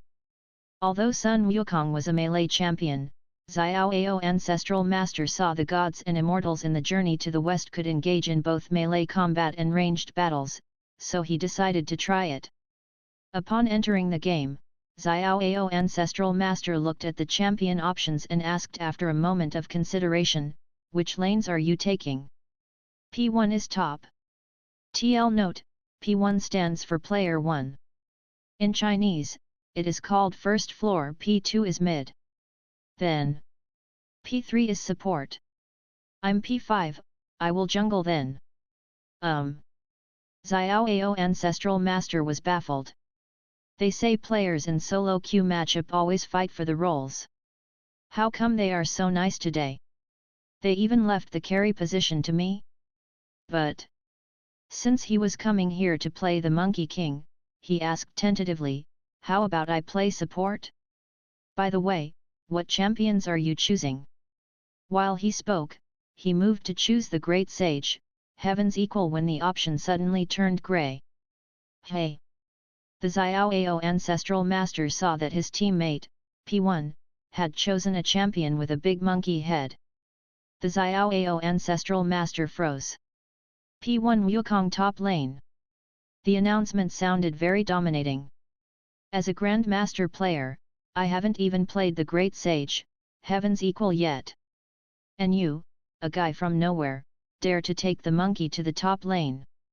Before Xiao Ao Ancestral Master could speak, P2 said, I'm going Wukong mid. I'm a gold player. I assure you guys that I'm not a feeder. Bullsh T. P5 cursed, I'm a diamond player. Xiao Ao Ancestral Master frowned and said, stop it. I'm a Grandmaster player. Let me play the Great Sage. P2 said, F***ck off. Today, I played over 10 games with players who claimed to be a Grandmaster, but they were damn feeders. I'm taking the monkey mid lane. If you don't give Wukong to me, I'll feed. The moment he said it, they saw P1 lock in his choice. Abode Master Ling Xuzi looked at their Ancestral Master and said, Ancestral Master is playing League of Legends again. Come over and learn from watching him play. The cultivators of the Xiao Ao cave abode all walked up. Hey! Ancestral Master, how come you are taking revive and teleport again? Hey! How come you guys are all charging toward the enemy turrets? Ancestral Master. These teammates are just a group of. The Xiao Ao Ancestral Master slammed his hand on the desk in fury. A group of noobs. Behind him, Ling Xuzi saw that their Ancestral Master was stuck mid-sentence and immediately provided the word for him. TL note, in China, people call others elementary schooler for being noobs. Many elementary schoolers in China play League, and they are bad. Right. A group of noobs. Xiao Ao Ancestral Master cursed, this game is free for the enemies. Free. The moment he said it, he saw that evil Emperor Shang Zhuan sitting next to him was busy playing as Wukong. He glanced at the score and saw that KD was 0-9. TL note, KD, kill death. You're a noob. I hear that Erlang Immortal Master is no less powerful than the Great Sage, Heaven's Equal.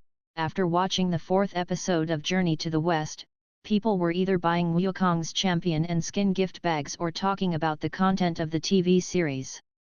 What's the background of Erlang Immortal Master? Many people sent messages to the shop owner, asking, Sir, can you explain it to us? After all, this mythology system was so huge that lots of the stuff in it was unheard of for people in this world despite the knowledge that they obtained in the Legend of Sword and Fairy and the Legend of the White Snake. At this moment, Fang Qi was in the cultivation room, studying the system which was 50% upgraded. Words on the system interface said, the upgrade is not finished. Host, please experience parts of the upgraded content by yourself. Before Fang Qi, the world was desolate. The land had collapsed with only countless heavenly pillars supporting a giant and magnificent palace in mid-air. An impeccable and extremely noble ultimate godly figure stood on the godly palace. The figure was Qi Tiandi. Standing opposite to him was a white-robed swordsman who was looking forward fearlessly with a chilly gaze while gusts flapped his robe and belt violently. Standing next to the swordsman was a white-robed monk who raised a hand vertically before his chest with a merciful look on his face. There were words next to the figures. Qi Tiandi, the Saint Demon Vital Embryo.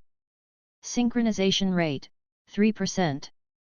Complete synchronization in this space, not available. Feng's Haihen, the demonic style sword. Synchronization rate, 15%. Complete synchronization in this space, available. Yishu, the Brahma.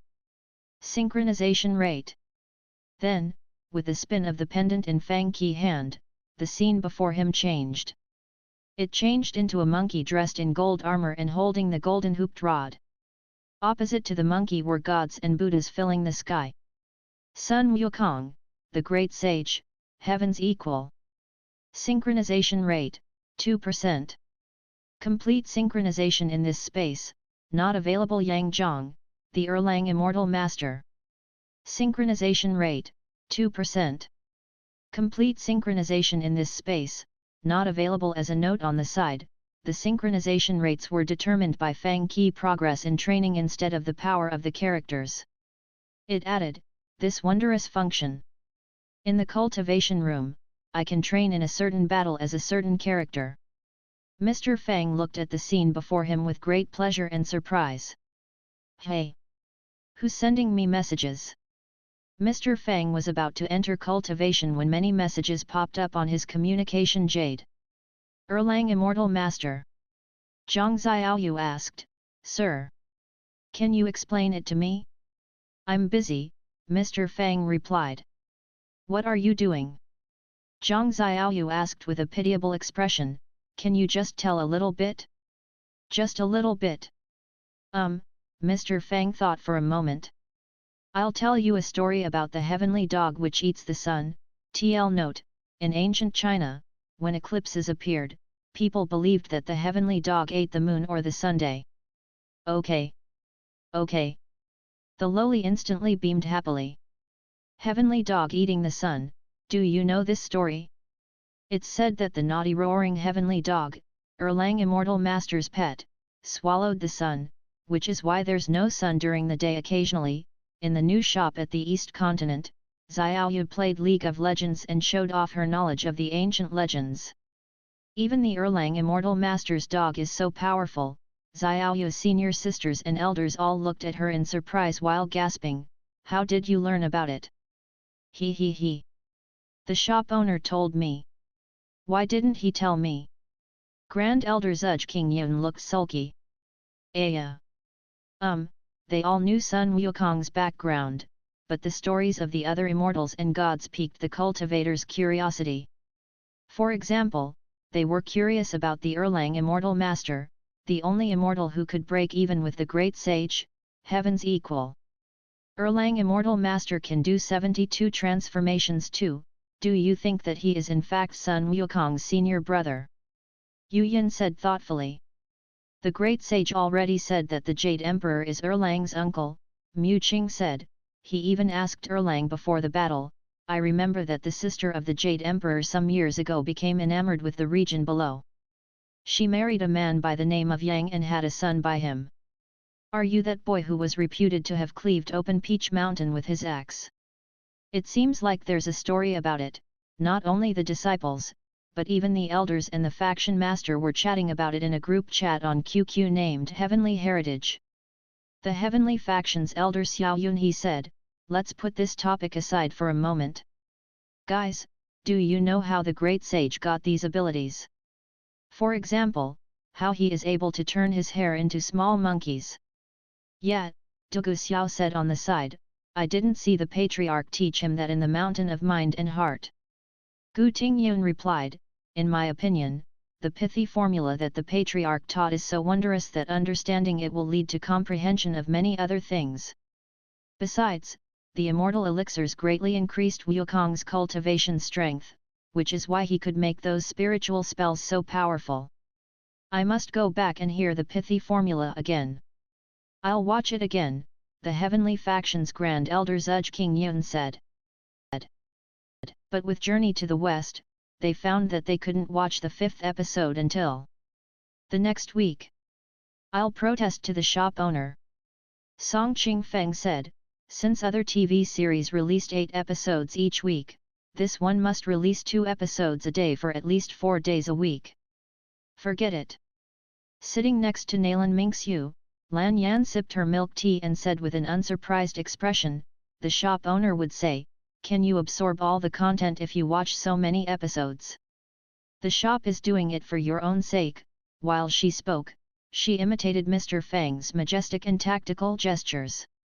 Then, she looked at Nalan Mingxiu who was sitting next to her and found that the latter was engrossed in watching the journey to the west for the second time. Right now, the League of Legends competition in different regions almost came to an end. Since it was set up in a way that teams had to accumulate as many points as possible, now that the teams and players were used to the system, it was much easier to participate. Worlds won't begin for some time, Nalan Mingxiu said, we can take a break when we have time. Therefore, they had time to watch Journey to the West a few more times. There's a saying that if you read a book 100 times, its true meaning will present itself to you. Nalan Mingxiu said, there are 3 days before the next episode is released. We can watch the first 4 episodes many times during this time and will eventually obtain some benefits. In this world, the teleportation technology for cultivators between different continents was very mature. The Heavenly Faction and the Heavenly Academy shared the same origin despite the fact that one was in the continent of Immortal Relics while the other was in the continent of the Immortal Village. At this moment, they were discussing in the group chat. Do you think we should build more teleportation arrays? Gu Tingyun said in the group, after all, there is only a small-scale private transcontinental teleportation array between us. It's not convenient. Old Academy Master Gu, how come you have time for this trivial stuff? Heavenly Faction Master Fang Qi laughed and said. A few days ago, some families, like the Tang and Sun, asked me to borrow the teleportation array so that they could go to the East Continent for exchange. Gu Tingyu shook his head. But I couldn't help them. Some disciples of my academy even applied to go on a study tour in the West Continent. Gu Tingyun sent a dizzy face emoji. I just can't do it. This is indeed an important issue. Grand Elder Zhuge King Yun said, with more teleportation arrays, we can help each other in emergencies. I think it's necessary to build more of them. It was still peaceful and serene in the shops with people either watching the TV series, chatting on QQ, or playing games with concentration. They were studying all kinds of game skills. At this moment, Mr. Fang was alone in the system's cultivation room. The previous cultivation room had only one cultivation mode, which was choosing one character from the games, movies, or TV series and fighting this person. As the synchronization rate increased, the benefits that Fang Qi received rose accordingly. Meanwhile, Fang Qi could continuously learn and improve the character's battle skills during the process and make them his own skills. But there was one shortcoming with this mode. When the character that he chose had a battle force too high for him, he would be killed in one attack and thus couldn't learn anything or increase his cultivation strength. After the system was 50% upgraded, the cultivation room added a brand new cultivation mode. Fang Qi could now synchronize with one character from a game, movie, or TV series and simulate a battle. Cultivating this way, his foundation wouldn't be lacking. When he synchronized with some characters who had higher strength, his cultivation strength would increase much faster than before. Of course, in the cultivation room, he had to have at least 10% basic synchronization rate with the characters before he could perform complete synchronize in the cultivation room. It meant that the previous cultivation progress made was still useful. Which one should I choose? The scenes before Mr. Fang changed constantly. Of course, Fang Qi current synchronization progress wasn't enough to battle any gods or the 100,000 heavenly generals and soldiers that were present in the Havoc in Heaven. Havoc in the region of darkness, the scene before Fang Qi was a monkey holding the golden hooped rod and facing a group of ghost soldiers. In the Battle of the Havoc in Heaven, Fang Qi only had a 2% synchronization rate with Sun Wukong. But in this battle, his synchronization rate increased to 7%. Is it because, at this moment, Sun Wukong hasn't gone to the heaven and stolen immortal peaches yet, and thus he has a lower cultivation strength compared to when he caused the havoc in heaven? After thinking, Fang Qi spun the pendant in his hand again and changed to another scene. This time, the monkey was looking down at the distant flower fruit mountain while in the cloud somersault. He didn't have the golden hooped rod with him. Below the cloud, a black-haired demon king was bullying the small monkeys on flower fruit mountain with a big saber. It was the scene when Sun Wukong first returned from the mountain of mind and heart. At this moment, his synchronization rate increased to 9%. At this moment, Fang Qi nodded slightly. Complete synchronization. You can't synchronize with this character due to your low synchronization rate. Do you choose to train by fighting this character? Yes. After Fang Qi chose this method, the Demon King and the small monkeys dimmed out. In the sky above the flower fruit mountain, a monkey flew over on the cloud and slowly turned his gaze to Fang Qi. Different from the mischievous monkey who liked to play, laugh, and cuss, this monkey had murderous spirit in his eyes. Targeted. Then, Fang Qi saw a blur when the monkey in the daist robe instantly appeared before him. Wukong punched out silently, but Fang Qi instinctively knew something. If I'm hit by this punch, I will certainly die. In the last second, Fang Qi tilted his body to one side with all his effort. Although death in the cultivation room wasn't real, still. Another punch came. Without caring for his image, Fang Qi rolled on the ground like a donkey while the fist whipped past his left arm. Crack! A crisp noise sounded. Fang Qi usually turned the sense of pain to less than 100% when he fought unrivaled opponents in the cultivation room. However, this factor would affect the increase of his synchronization rate, so he wouldn't make the sense of pain too low. A drop of cold sweat fell from Fang Qi's forehead. In the next moment, another silk-tearing sound whistled toward him. Almost at the same time, a string of pale blue data flashed in Fang Qi's eyes. Boom! With a huge noise, a pair of ugly and demonic arms covered in scale gauntlets instantly blocked this strike. A huge groove appeared on the ground while a demon wearing a red windbreaker kneeled on one knee on the ground before lifting his head slowly. Complete synchronization. Fang Qi looked at his hands in surprise. Is this another new function after the upgrade? Feeling that his energy and strength were falling sharply, Fang Qi instantly turned off complete synchronization. Then, the sword beneath his feet flashed, and he flew into the blue sky. I must use it as little as possible. After all, the synchronization time that wasn't traded with the godly weapon fragments was very precious as well, and Fang Qi split a period of synchronization time into dozens if not hundreds of portions to use. The speed of cloud somersault was so fast that the monkey caught up with him in the blink of an eye. The sword in Fang Qi's hand flashed while he changed his move and turned into another figure with his robe flapping in the wind. With a huge noise ringing in the sky, the strike almost scattered all the ethereal clouds around them. The battle was over. The result of this cultivation was the following. Sun Wukong, the Monkey King of the Flower Fruit Mountain.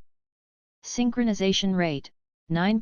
9.5% synchronized spells and techniques, comprehensive. The increase in the synchronization rate, 0.5%. The increase of cultivation strength, from the pinnacle stage of the second tier of level 8 to the early stage of the third tier of level 8. Do you want to continue?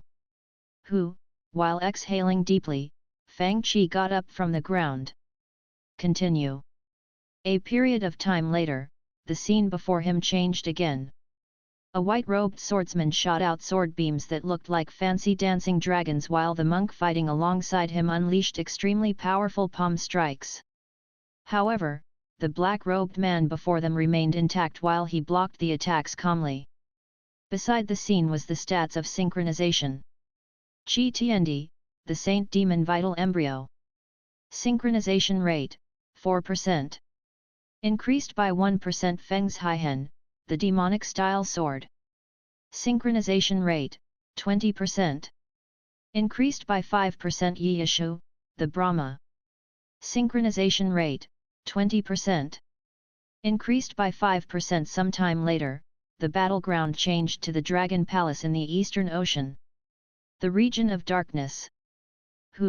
When evening came, Fang Qi had stayed in the cultivation room for more than half a year. In his room in the Zhuhua City shop, Fang Qi took a shower to rinse off all the smelly sweat. After wiping off the sweat on his forehead with a snow-white towel, he walked downstairs. Hey! He saw cultivators and warriors such as Su Tianji, Nalan Hung Guyu, and Song Qing Feng sitting on the couches in the lounge area and talking about the story, spiritual spells, and martial art techniques in the journey to the west. Scummy shop owner. Su Tianji looked over in disdain when she saw Mr. Fang. Where have you been today? She pulled him over and handed a bottle of Coke to him with an awkward smile. Hiss! Mr. Fang rolled his eyes at her and said, "Don't smile so awkwardly like that. You're obviously up to something when you act kind to me." He, we talked about journey to the west for a long time but still can't figure out some parts. Can you explain them? Sitting next to Su Tianji, Song Qing Feng also said with a smile. Mr. Fang was exasperated. When you can't clear stages in the games, you come to me. Now, you even come to me with questions about the TV series. The group of people looked at Mr. Fang with helpless and desperate expressions on their faces. The lecture on Dao that the Immortal gave us was so deep and profound that we don't understand a word of it. It's not our fault. Su Tianji said. If you can't understand it, why do you expect me to? Fang Qi caught himself. After training in the cultivation room and verifying what he had learned from the synchronization practice with the content in the journey to the west, he realized that he indeed understood some of it. Hey? Today, I'll explain a bit to you. Mr. Fang said tentatively. Okay. Then, Mr. Fang looked at the sky outside the shop and said, "Today, I'll tell you some of my understandings about the content in the first 2 episodes and the Patriarch's lecture on Dao." Su Zixin said excitedly, "Teacher Fang, come on. Quickly start class." When did I become Teacher Fang? Mr. Fang scratched his head, feeling uncomfortable at this title since he had been used to them calling him Old Demon Fang behind his back. Ugh. Then, I'll explain the part when Sun Wukong studied the super-powerful Daoist spells in the Mountain of Mind and Heart. In the lounge area of the Zhuhua City shop, a group of people sat on the couches in a circle and listened to Mr. Fang's lesson. Sir. After explaining the content in the first 2 episodes, Lan Yan asked curiously, "You mentioned the Great Yu conquering the flood, who is this Great Yu?" Then, I'll tell you the story named Great Yu Conquering the Flood. Sir. I have another question. Sun Wukong said that the Erlang Immortal Master had once hacked open Peach Mountain with an axe. Can you tell us this story? Soon, Su Tianji's disciple, Feng Qi, also asked, "I feel like the Erlang Immortal Master isn't on good terms with his uncle, the Jade Emperor." Mr. Fang thought for a moment. Then, maybe I'll tell you the story about how the Erlang Immortal Master rescued his mother by hacking open a mountain and chased after the sun with 2 mountains on his shoulders. Great! I love to hear stories. Feng Qi clapped her hands and said with great pleasure. Fang Qi class lasted until about 9 p.m., and the audience expanded from those in the Zhuhua City shop to all the other shops including the new shops at the East Continent and in Kanglan City. They all watched it online.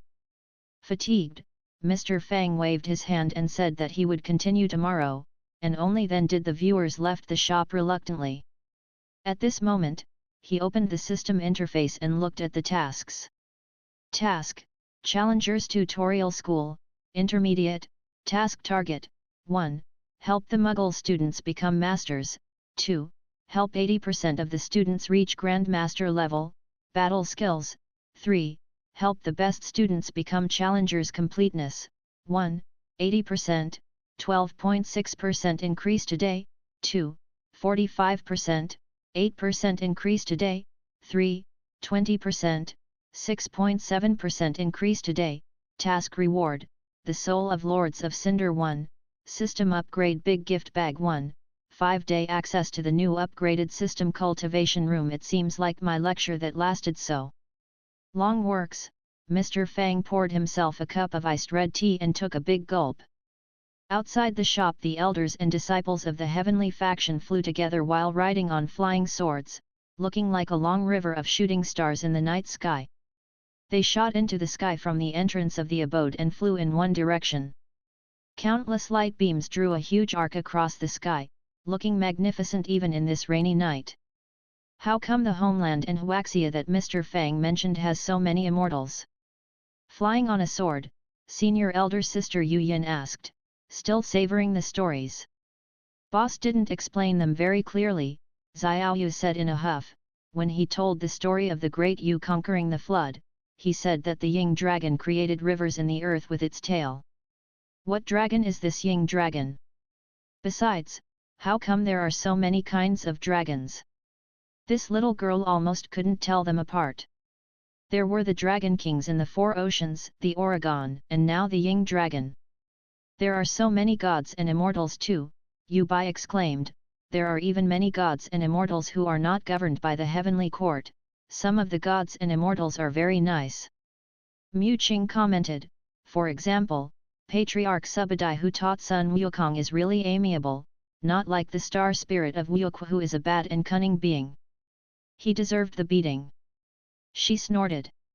When the great Yu conquered the flood, many immortals came to help him, Yu Yin said longingly. It's a pity that we are not in Huaxia and can't witness their magnificence. It seems like the Erlang Immortal Master isn't as fierce and aggressive as I thought, Yu Yin said with a nod. He's super powerful too. So good, they got even more envious while they talked, wishing that they had been born in the land that Mr. Fang had mentioned in the stories. Boom! With an explosion, a streak of red lightning crashed down. Looking at the gloomy sky which looked as if it was the eve before a great catastrophe, countless mortals hid in their homes during the storm and shivered with sadness. Subconsciously, they tied their robes tighter around their bodies, knowing that their strength was indeed insufficient. It would be great if they had the immortals and gods such as the Great Sage, Heaven's Equal, the Erlang Immortal Master, and the Great Yu in this world. At least they wouldn't be so frightened by these evil gods. Chapter 839 Immortal. Mr. Fang was half joking. After a while, Gu Tingyu replied, I've made the decision. In fact, the prizes allocated to different factions and shops in the last event were very nice. For example, now in the Nanhua faction, Mo Xian pointed her fingers, and an extremely miraculous-looking long sword that was engulfed in bright green light unsheathed itself. Smugly, she looked at Lu Ningyun beside her and fluttered her long eyelashes before saying, Junior sister, this is the Wuchen sword, a famous immortal sword and Li Xiaoao's best weapon in the legend of Sword and Fairy. Don't you want to try it? Lu Ningyun had the urge to fight with Mo Xian. She stomped her feet and said, Senior sister, even if you gave it to me, I wouldn't take it. Are you sure? Mo Xian put the sword before Lu Ningyun while giggling. Aya! Take it away. Now! At this moment, a hand reached between them and took away the Wuchen sword. It was an ethereal-looking woman with a dignified and solemn face. The two girls bowed and greeted, Greeting, Master.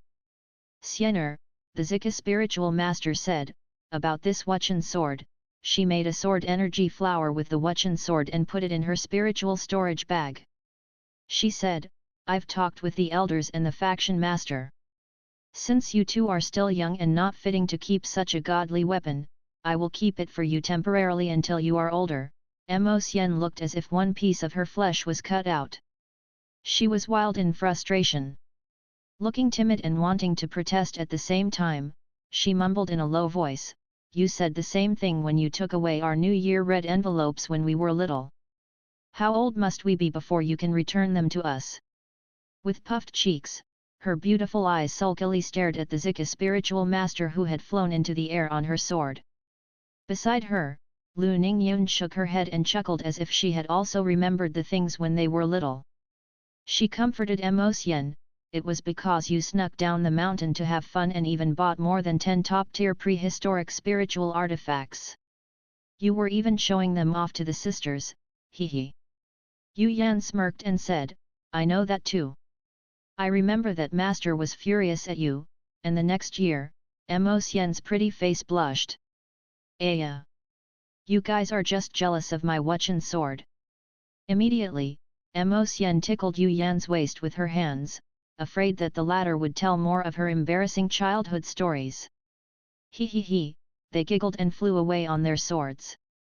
Long ago, in the barbarian era when humans were still eating raw meat and drinking blood, there was a god who was 10,000 meters tall.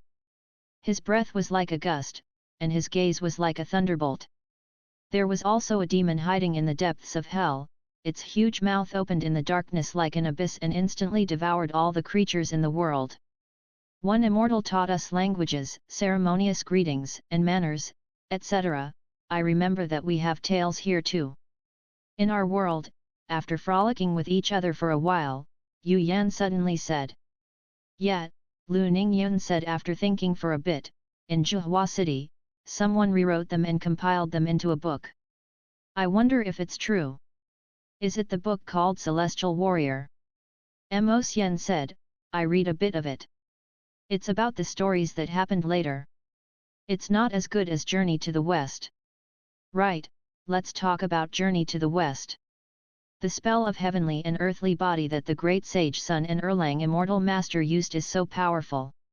It can make people grow to such a height, I think they almost poked their heads through the heavens. Hey, look at Yellow Spring Sea over there, the sea surface is rising? It's natural with the rain pouring down every day.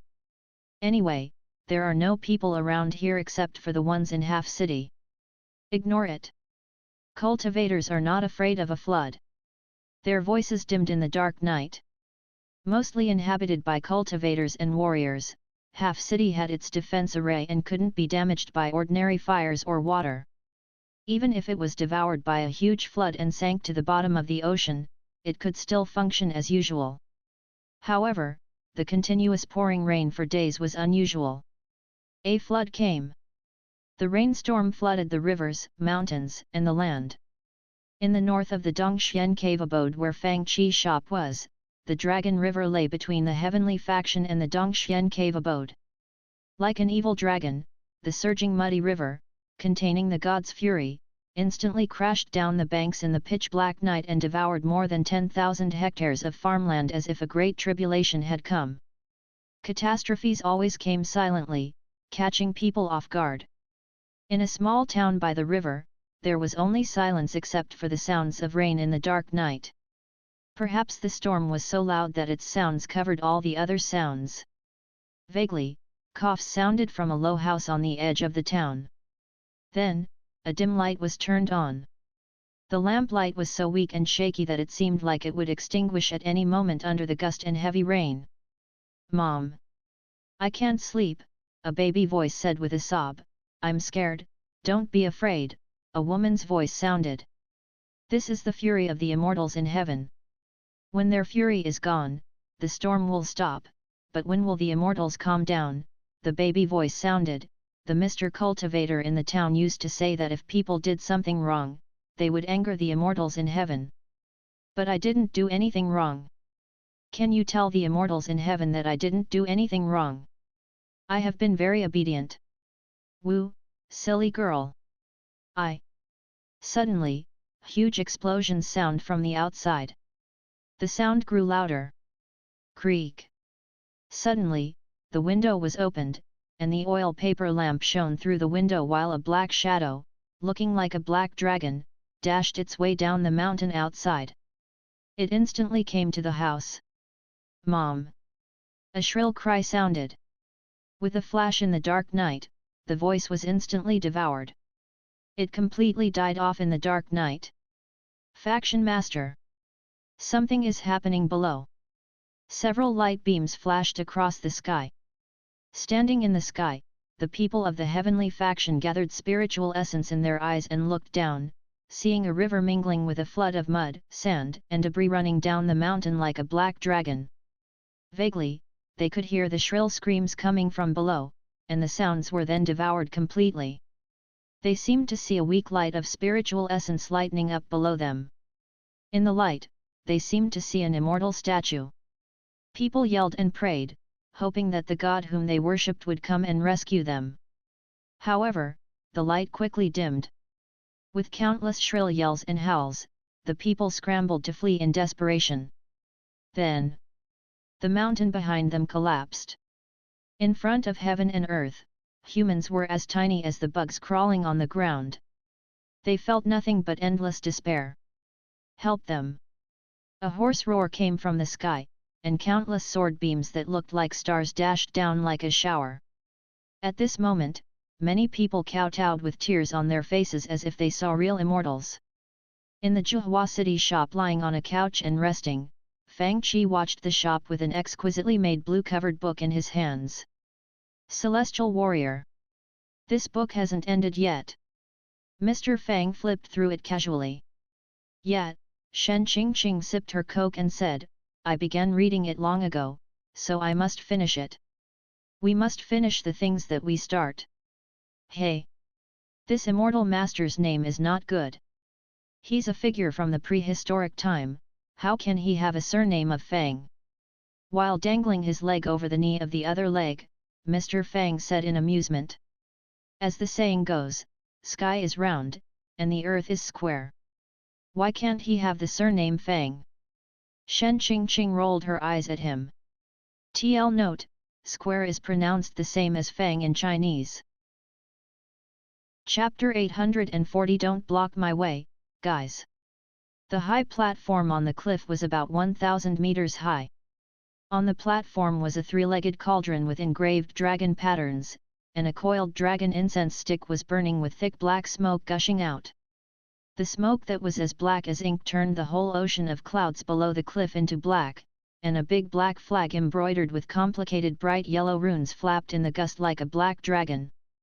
In the mortal world the rain poured down even harder as if the heavenly river was falling. In the storm which the raindrops were falling like a waterfall, the cultivator cities were intact while the small mortal nations were flooded by surging water. Outside Zhuhua city, a thunderbolt suddenly flashed, looking as if it cut the whole sky into two parts. The array patterns on the city walls lit up for one instant and then quickly dimmed. In the horrifying catastrophe, the river outside the city roared like a black furious dragon, startling countless demon beasts which swarmed toward the city like mindless animals. The river water in the city surged over the banks and spread to the whole city through the streets, looking as if the whole city would be devoured by the flood. Ah! Shen Qingqing shrieked when she put one foot out of the threshold. The quick currents outside the door almost swept her away. During the night, urgent shouts sounded, the city gate is lost. The city gate is lost. The river is pouring in. Be careful of water demons. Be careful of water demons. Where is the Zhuhua army? Zhuhua city had been peaceful for countless years and had never witnessed the level of chaos that was present tonight. Gong He, the deputy commander of Zhuhua army, got offline in a hurry with a few middle-aged men dressed in military uniforms and ran out. In the Zhuhua city shop, Half City shop, Yuanyang city shop, in the shops, different factions and big families, the players faced the same situation. This was definitely a sleepless night. The deist finished casting spells and swaying the rain flag, wiping the sweat off his forehead and bowing to the man who was wearing an ancient-looking robe, a gold belt, and a jade headpiece. In the gust, the man laughed wildly like a demonic god. Mr. Gui, I've cast spells for 7 days continuously. I'm sure that the mortal world is already flooded. The mountains are turned into flat ground while the hills must have become swamps, the black-robed man snickered. Very good. Wearing in a blue immortal robe with embroidered silver kirin, a gold belt, and a jade headpiece, the man said in satisfaction, Rain officer, well done. From the beginning of time, the Gui family has been allocated a streak of Dao essence, which gave us the honor where the world would listen to our commands. Breaking the rules made by the ancient families is equal to rebelling against the heavens. Many years have passed, and I'm afraid that the mortals have long forgotten our power. This time, we'll make them remember who the master of this world is, the man said while laughing. It's time. With a mild word from him, tens of thousands of immortal soldiers behind him soared into the sky. Outside the Zhuhua city shop, Mr. Fang was fighting off large groups of demon beasts and rescuing people who had fallen into the water with the soldiers of the Zhuhua army, but the thunder suddenly intensified in the sky with dancing lightning bolts, illuminating the whole world with bright white. Everyone seemed to have sensed something and looked up at the sky involuntarily. Look at the sky. What's that? What's happening? Subconsciously, many people stopped battling and looked up at the sky, in which countless lightning dragons and snakes seemed to be pulled by an unknown force and gathered in one spot. Boundless thunderbolts gradually solidified and condensed into an extremely huge face, looking like a demonic god. In front of godly power, everyone was like an ant.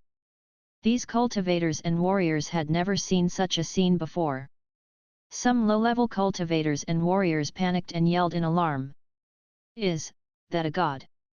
It's so horrifying that one tiny trace of this presence is more than what an average person can withstand. Are they really here? At this moment, people like An Huey, Nalan Hongguo, and Shen Qingqing in the Zhuhua city shop took a step back subconsciously after seeing this and exchanged a look of horror. They finally came. Despite their previous proud words, it was impossible not to feel a bit uneasy and fear when the gods finally came. Have you made your final decision? In the sky, the extremely huge head completely made of thunderbolts said slowly. The thunderous voice sounded like a roar from a prehistoric demonic god, hurting people's ears. Wild gusts swept around as if they would break everything that they touched, and heavy rain poured down as if it would devour everything in its sight. Frightened by this presence, the countless demon beasts which had gone crazy fled to hide behind the rocks and shivered. The mortals were even more frightened when hearing the words from an existence that looked like a demonic god under the night sky. What decision? Despite their fear, some people yelled in fury, "Here, we've learned how to be a cultivator, understood the meaning of life, and comprehended the meaning of Dao. We owe it to the shop owner, and do you think that we'd be so ungrateful as to back off at this moment? No." At this moment, all the cultivators and warriors yelled furiously. And Huey shouted, "What did we do wrong? What did this shop do wrong? What made you make such a big move? Even if it's a big deal, it's only a small shop."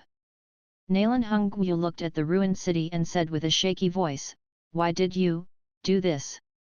Why did I do this?"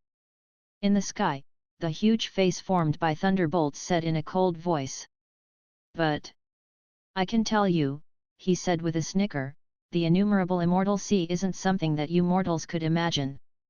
The green sky immortal had warned you, but you are stubborn in your old ways. You only have yourselves to blame." Then, his eyes looked fierce. "Where's Fang Qi?" "Sir." Shen Qingqing looked at the silent Mr. Fang beside her. Everyone looked over. At this moment, Mr. Fang deeply inhaled and walked out. "He's right. This is the private business concerning the shop, and you'd better stay out of it. You should back off now." "No." Shen Qingqing yelled immediately. Su Tianji also said angrily, "Kid Fang, what kind of people do you think we are? Are we the kind of people who will take all the benefits and flee at the first sign of danger?" "She's right."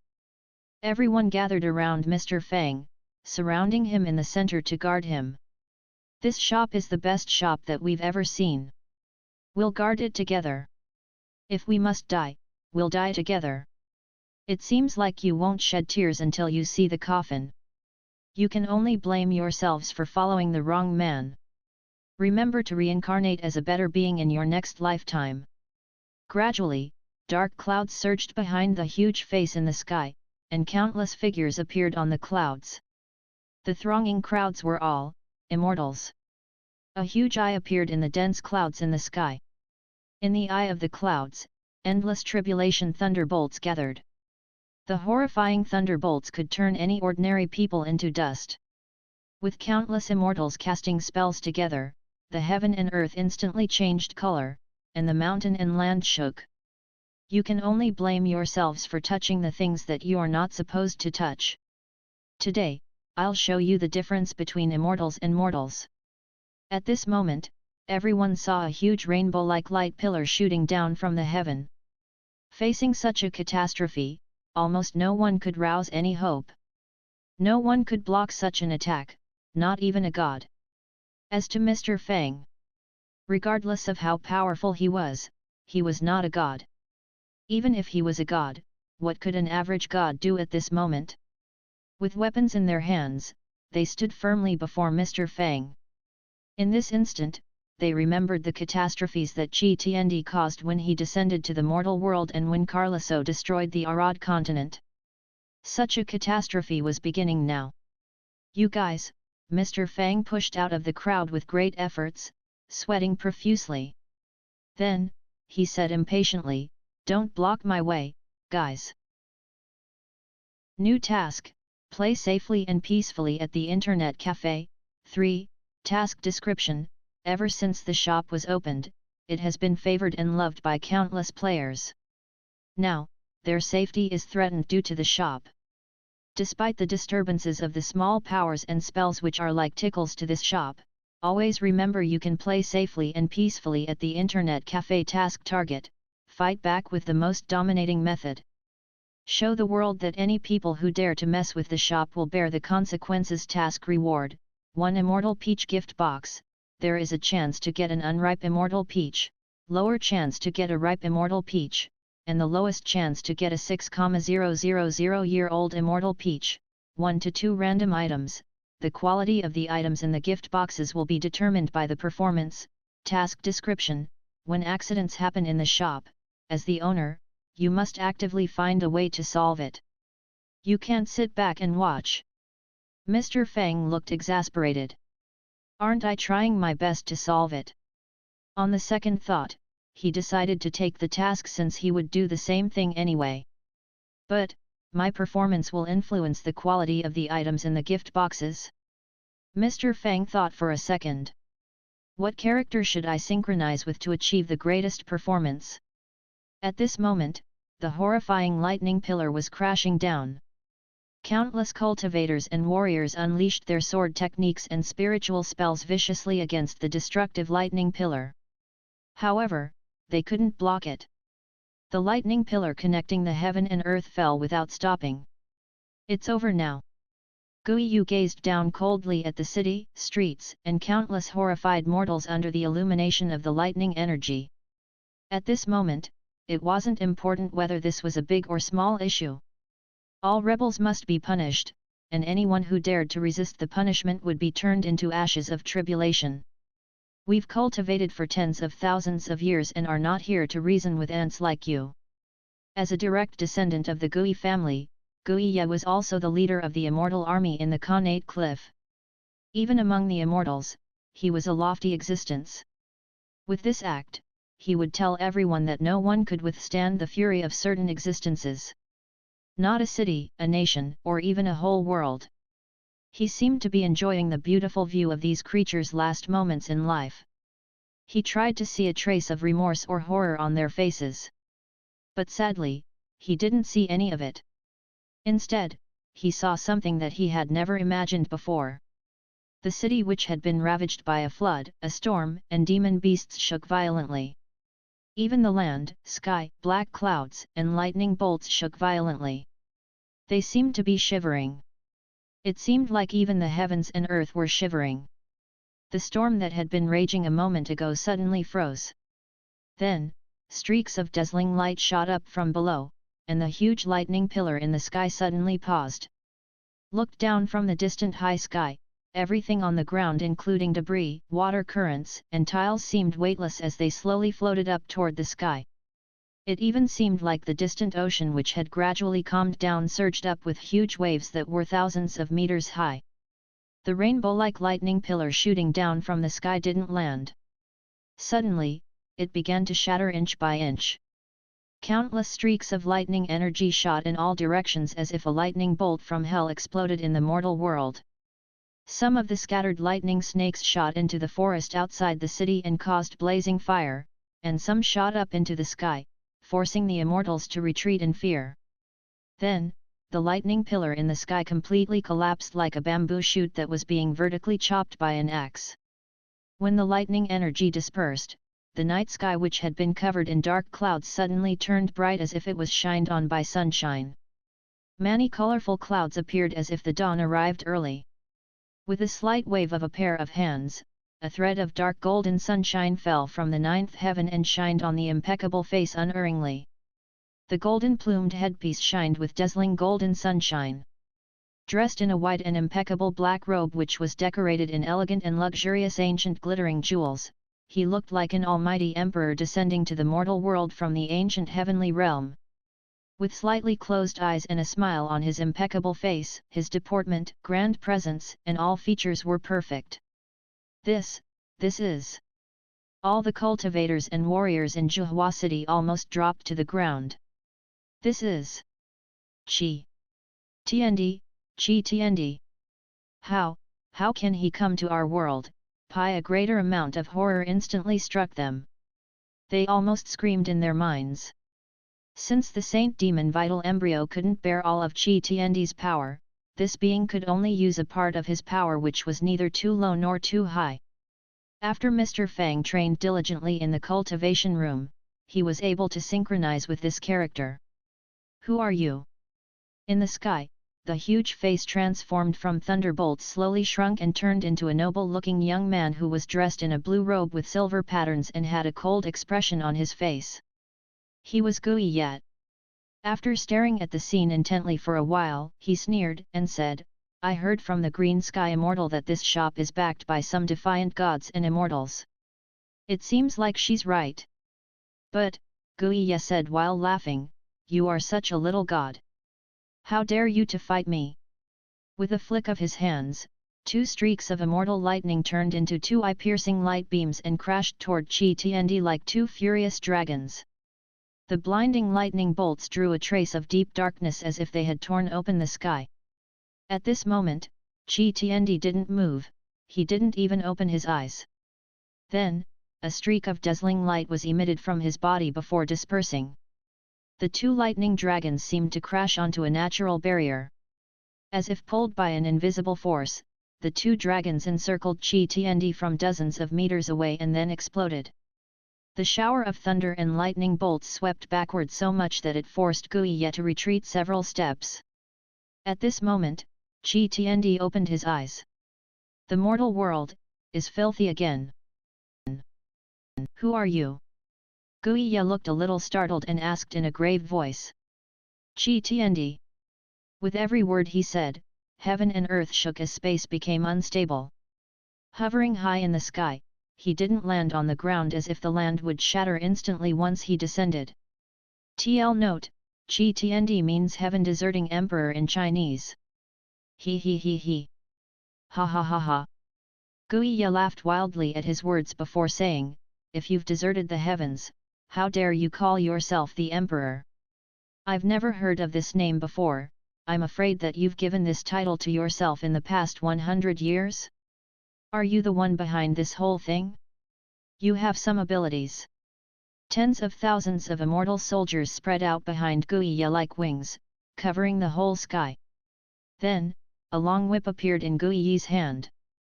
Engulfed by purple immortal thunderbolts, the whip seemed to be able to instantly shatter the surrounding space as purple lightning bolts jumped on it. Now, I will give you 2 choices since I'm a person who values talented people, Gui Ye said while laughing, you can submit to me, or my purple lightning immortal whip will shatter your soul. In the Zhuhua City shop, the cultivators and warriors stammered when they heard these words. What's your decision?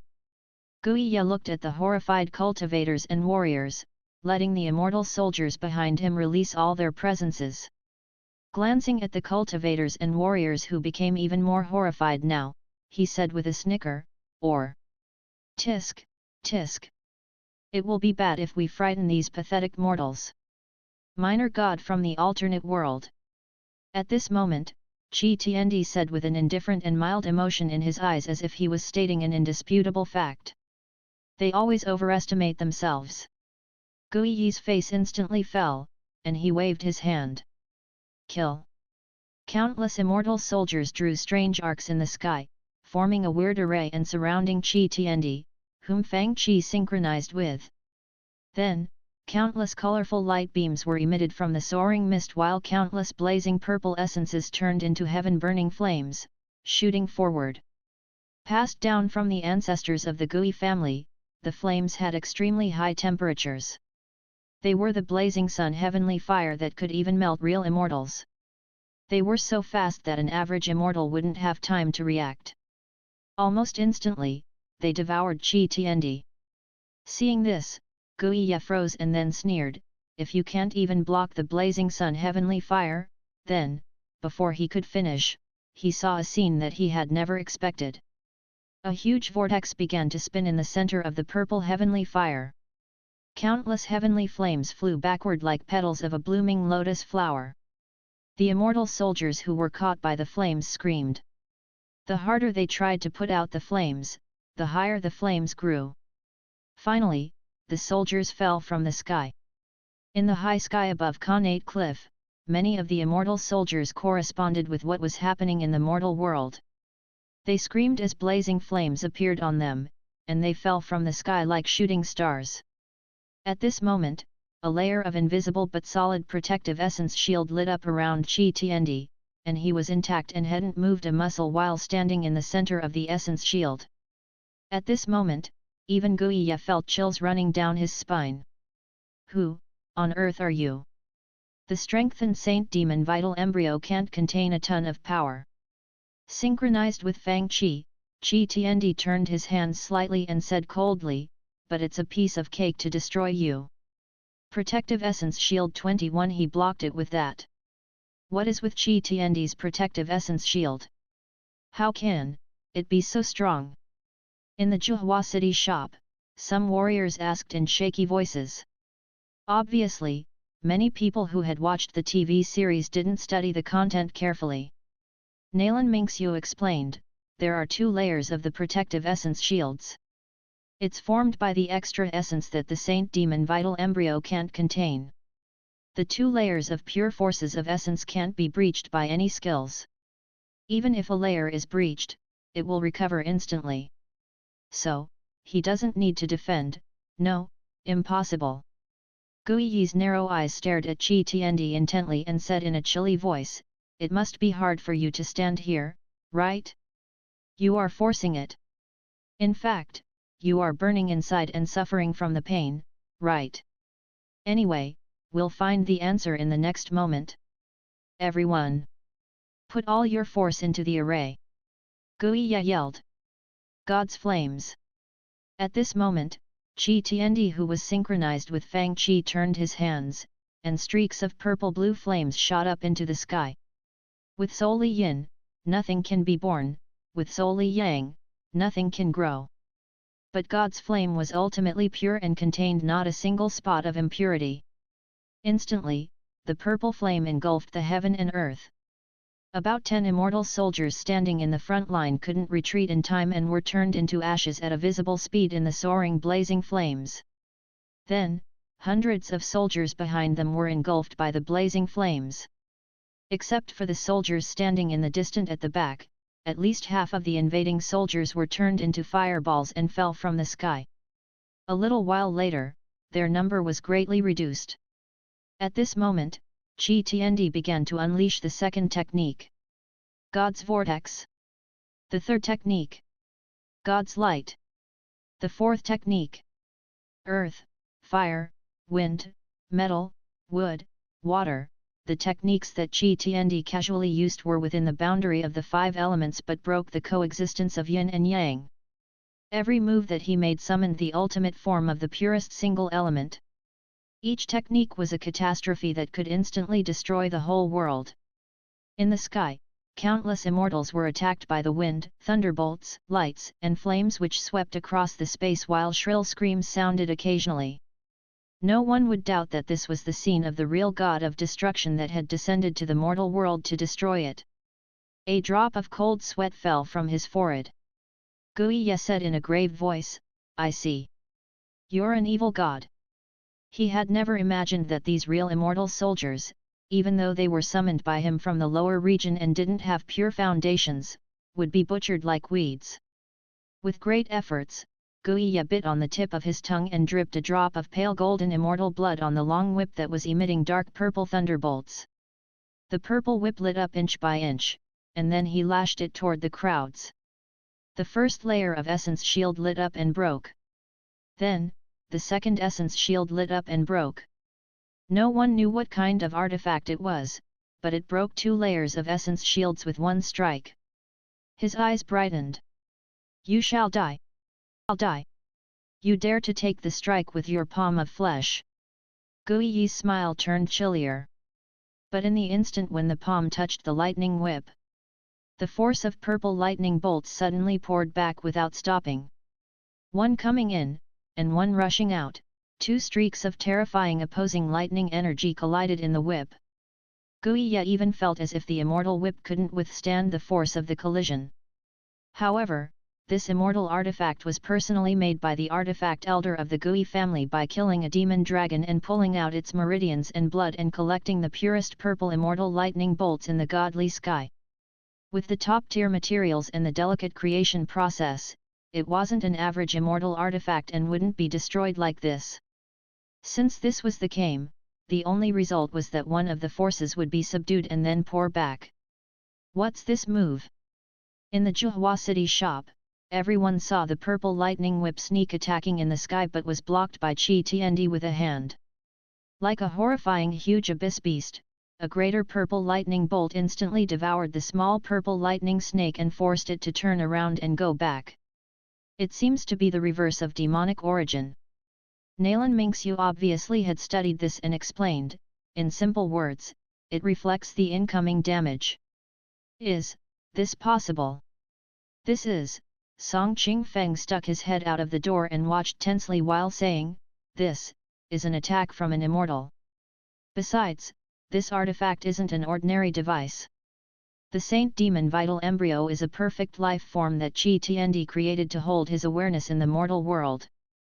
Even though it can only contain a small part of his power, it has many abilities. It isn't an exaggeration to call it a human-shaped weapon. Even if we ignore the 2 layers of protective essence shields, this body is so tough that it can't be easily damaged. Even if this body is hurt, it will instantly recover," Nalan Mingxiu explained. "The TV series purposely left a weakness in this body when it was created, but this one, it seems like it is even better than the Saint Demon Vital Embryo. Perhaps, it's flawless."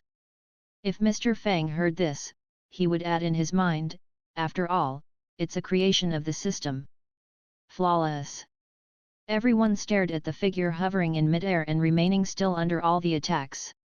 You can actually 21." Seeing this, Guiya lost all his cool and composure. While his pupils contracted to the size of the tip of a needle, only horror and a trace of viciousness could be seen on his face. Explode! Instantly, the purple immortal thunder whip exploded, letting out a surging force which vented out in all directions. Then, a radiant purple lightning bolt instantly engulfed the entire sky, turning the world purple. The immortal soldiers who was touched by it were turned into ashes before they could even scream without exception. At this moment, Guiyi's immortal soldiers were crushed. They no longer looked like immortals, and their formations were messy and chaotic. After a long while, the purple lightning bolts in the sky gradually dimmed. Is that immortal, dead? A group of people stuck their heads out of the shop and looked up at the sky. Look at the sky. Someone pointed at the sky and said, "It seems like, he's not dead yet." In the sky, the arrogant Guiya, an aristocrat from the ancient immortal Gui family who came here dressed in a noble and elegant robe, now looked disheveled as his robe had become rags. His body was covered in bloody scratches and scorched lines. A shiny golden heart-protecting mirror had flown out from his robe and blocked most of the damage, which was why he survived this destructive explosion of a top-tier immortal artifact. At this moment, Qi Tiandi only moved a few steps back with some scratches on his body.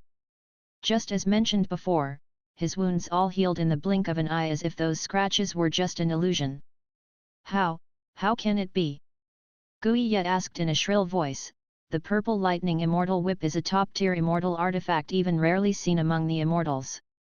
How can it be? With disbelief in his eyes, he asked, "Who the heck are you? Why are you fighting our Gui family?" By now, the immortal soldiers all retreated to stand behind him while asking in their shaky voice, "Mr. Gui, what should we do now, what should we do now?" With shaky hands, Guiye took down the heart-protecting mirror which had saved him in the catastrophic explosion and was hovering in mid-air. Then, he injected immortal spiritual energy into it. On the mirror, extremely ancient golden runes appeared. As the spiritual energy continued to enter the mirror, the golden runes appeared in the sky from the reflection of the mirror. With a slightly crazy laugh, he said, "You're indeed a powerful evil god, and I'm not your match. If I were someone else with the same cultivation strength, I wouldn't even have the chance to escape." But, Guiye suddenly yelled furiously with a distorted expression, "What do you think our Gui family is?"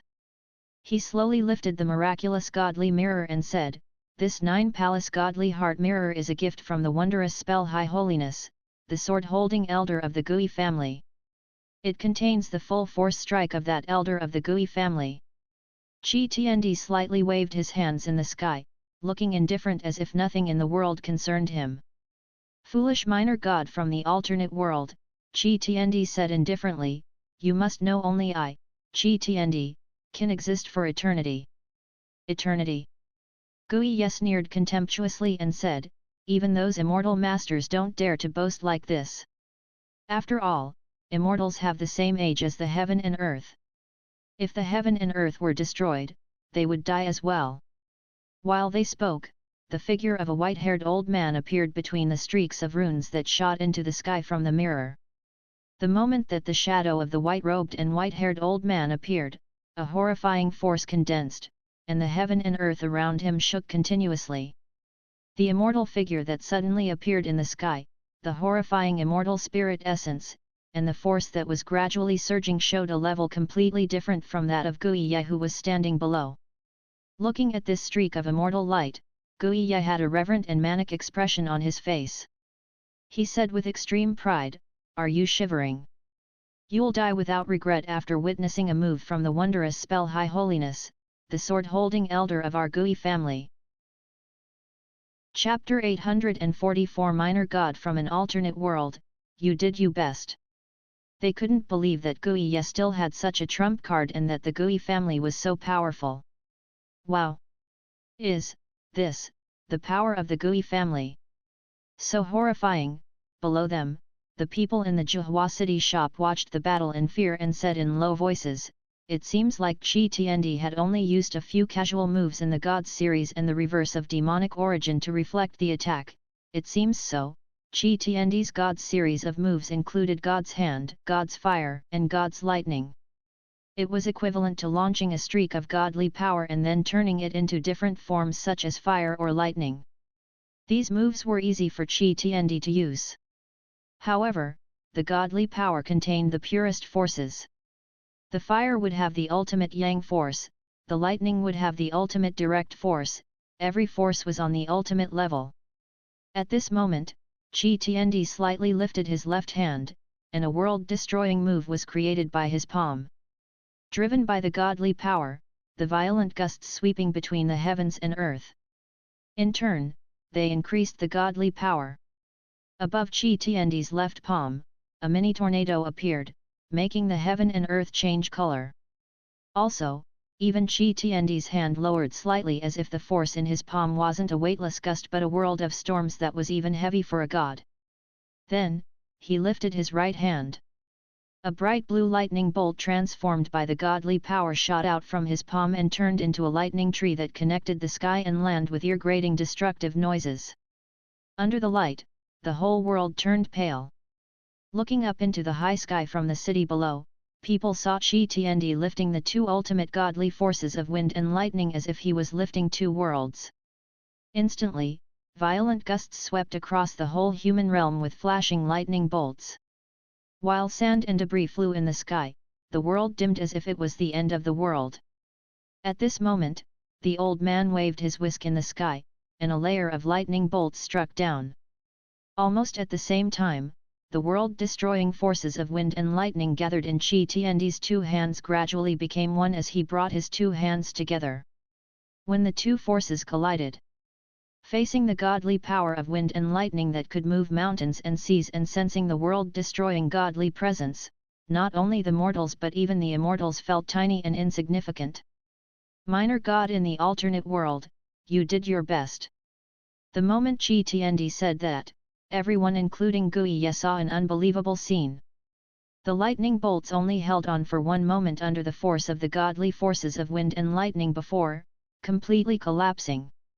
They didn't realize anything when they heard the words that Qi Tiandi said. But in the next moment, an ultimate fear struck their hearts. Like a world-ending catastrophe, the power of wind and lightning swept up everything with the power that could move mountains and seas. The extremely horrifying force viciously crashed toward Guiyu and everyone around him like a huge ancient mountain. Even though it was paused for 1 second by that streak of gathered immortal lightning bolts which combined the wondrous power of heaven and earth, no one could escape from this ocean-like power. Boom! With an explosive noise, Guiye was sent flying backward by this extremely horrifying force despite the protection of the immortal artifact. All his internal organs and meridians were instantly broken. The people with lower cultivation strength were burned into coal or shattered into ash by the wind and lightning. No one in its path could remain intact.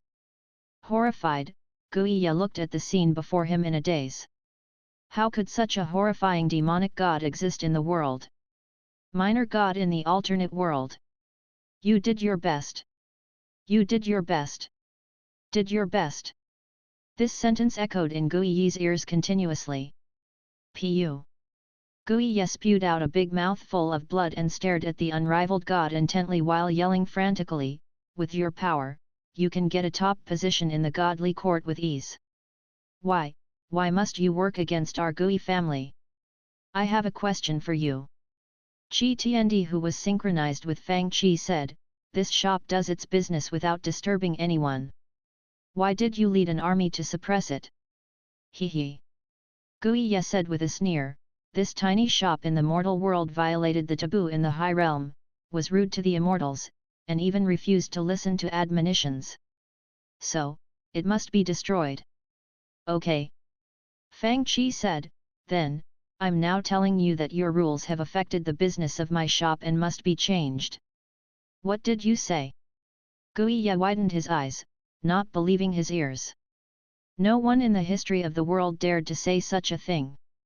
Guiye laughed wildly as if he had heard a hilarious joke. The rules jointly created by the innumerable immortal sea, the godly palaces, and even the godly court must change because they affect the business of your shop. Just because they affected the business of a shop in the mortal world. Yes, Mr. Fang said earnestly, they must be changed. At this moment, the people in Zhuhua City finally understood the situation. While laughing, they yelled in surprise, is he Mr. Fang? This time, that senior must have possessed Mr. Fang's body with his mind. I'm sure that senior helped him, he's so horrifying. He's much more powerful than Mr. Fang. I won't destroy your vital soul, Mr. Fang said, I'll spare your life so that you can bring back the message. Tell others that to ensure the prosperity of the Origins Internet Club in the lower region, you must change the related rules. If you don't change them, humph. A small shop in the mortal world dares to work against our Gui family, the innumerable immortal sea, and the godly court. Regardless of how powerful you are, you're alone. You can defeat and kill me, but do you think that you can defeat tens of thousands of immortal soldiers and generals who will come to conquer you? Guiye mumbled to himself and then yelled, I'll return and tell them your request. But it's not my business if they will agree or not. On Connate Cliff, a streak of vital souls rose in silence and shot toward the center of innumerable immortal sea at an extremely fast speed. At this moment, in the place where the heavenly faction disciples were, faction master Feng Qi he exhaled a sigh of relief. How are the casualties? He asked. We happened to pass this place and came just in time. Some are seriously injured but are safe now after our healing. The white-robed elder Xiao Yunhe said, I instructed the disciples to stay here and take care of them. They will be fine in a few days. At this moment, in the Zhuhua city shop a group of people looked at the sun which was rising from the east. The sky is clear. It's indeed clear, a group of people yelled in surprise. They stood around Mr. Fang and looked at him up and down as if there was something special about him. It's over. It's over. Mr. Fang waved his hand at them. Then, they returned to the shop to buy instant noodles or play games. Ha ha ha ha. A new day. Another day filled with hope. Song Qing Feng laughed and yelled, let's go and finish our game time for today. Qi Tiandi is so powerful. Finish what? Su Tianji said sulkily. While yawning, she suddenly exclaimed, no. I forgot to prepare for my lecture this month. No. No. What lectures can you give? Mr. Fang looked at her in contempt. You will mislead students with your lectures. Why can't I give lectures? Su Tianji said in a loud voice, I only give one lecture a month, but the disciples like my lectures very much. Can't talk to you now. I must go and prepare for my lecture. She left swiftly while standing on her sword. Chapter 845 Many immortals gather, 100,000 immortal soldiers. The pavilions were decorated with engravings of dragons and pictures of colorful phoenixes. On the 8 treasure jade table were all kinds of immortal fruits, wine, and nectar. Immortal maidens were dressed in colorful dresses, presenting a beautiful dream-like immortal realm. The spiritual auspicious immortal flower is an extinct ancient flower which blooms once every 3,000 years. We're lucky that we can see it this year. A white-haired and long-bearded old man who was dressed in a green immortal robe stood up and said, the flower is very noble, elegant, and pure. If a mortal smells its fragrance, they can instantly obtain an understanding of Dao. If an immortal smells it, they can reach the great Dao. After seeing it today, I find it indeed deserving of its reputation. Then, he sniffed the intoxicating fragrance of the flower. This rare flower can only be seen in your place, High Holiness. I heard that the benefits are the greatest at the moment when the spiritual flower blooms. It is a rare moment that only happens once in several thousand years. Sitting next to him were the grand-looking immortal holiness and several awe-inspiring godly Dao generals. They took seats one by one. The people sitting in the front rows had mysterious immortal powers and reserved godly lights. The green sky immortal could only be seen in the last row of people. Everyone looked amiable and glowing. Before them were flower buds that was as smooth as white jade. It was almost time for them to bloom. They were enjoying the rare benefits of this moment. At this moment, 2 immortal officials hurried in with stumbling steps but were stopped at the entrance of the garden. The immortal soldier who was guarding the garden had a chilly light in his eyes. Wondrous spell High Holiness is hosting the spiritual auspicious flower banquet. Today, the heavenly treasure Spiritual Holiness, Hell River High Holiness, and godly generals from the godly palaces are all here. Why are you coming here in such a frantic state? The elder is meeting heavenly treasure Spiritual Holiness. How dare you try to break into this banquet? I'm not being insolent. I have important military intelligence for the Holiness. The 2 immortal officials said frantically. Important military intelligence. The guard frowned. I'll go in and report. At this moment, the old ethereal-looking Daoist dressed in a luxurious Daoist robe was showing the flowers to the guests in the garden. Hearing this information, he said, let them come in. Soon, the 2 immortal officials were led into the immortal equal garden. Seeing the majestic figures and wondrous spell High Holiness in the garden, they looked uneasy. What's the matter? Wondrous spell High Holiness, the old immortal with white hair, inhaled the fragrance of the flowers with an intoxicated expression and didn't spare a glance at them. This, one of the 2 immortal officials was the rain officer who had cast spells at the Khanate cliff fatigued after casting spells for 7 days and 7 nights, he didn't join the battle but watched the entire battle from the Khanate cliff under the instruction of Gui Yat. He came here to report the result. Looking at the many guests, he felt hesitant. Finally, he said, "This is an important report, humph." Wondrous Spell High Holiness, who was enjoying the flowers, looked displeased and snorted. A nearby immortal soldier scolded, "We have high immortals and high holinesses in the immortal equal garden. What report is so important that you can't say in front of them?" This, the rain officer was still hesitant. He asked tentatively, "Do you really want me to make the report here?"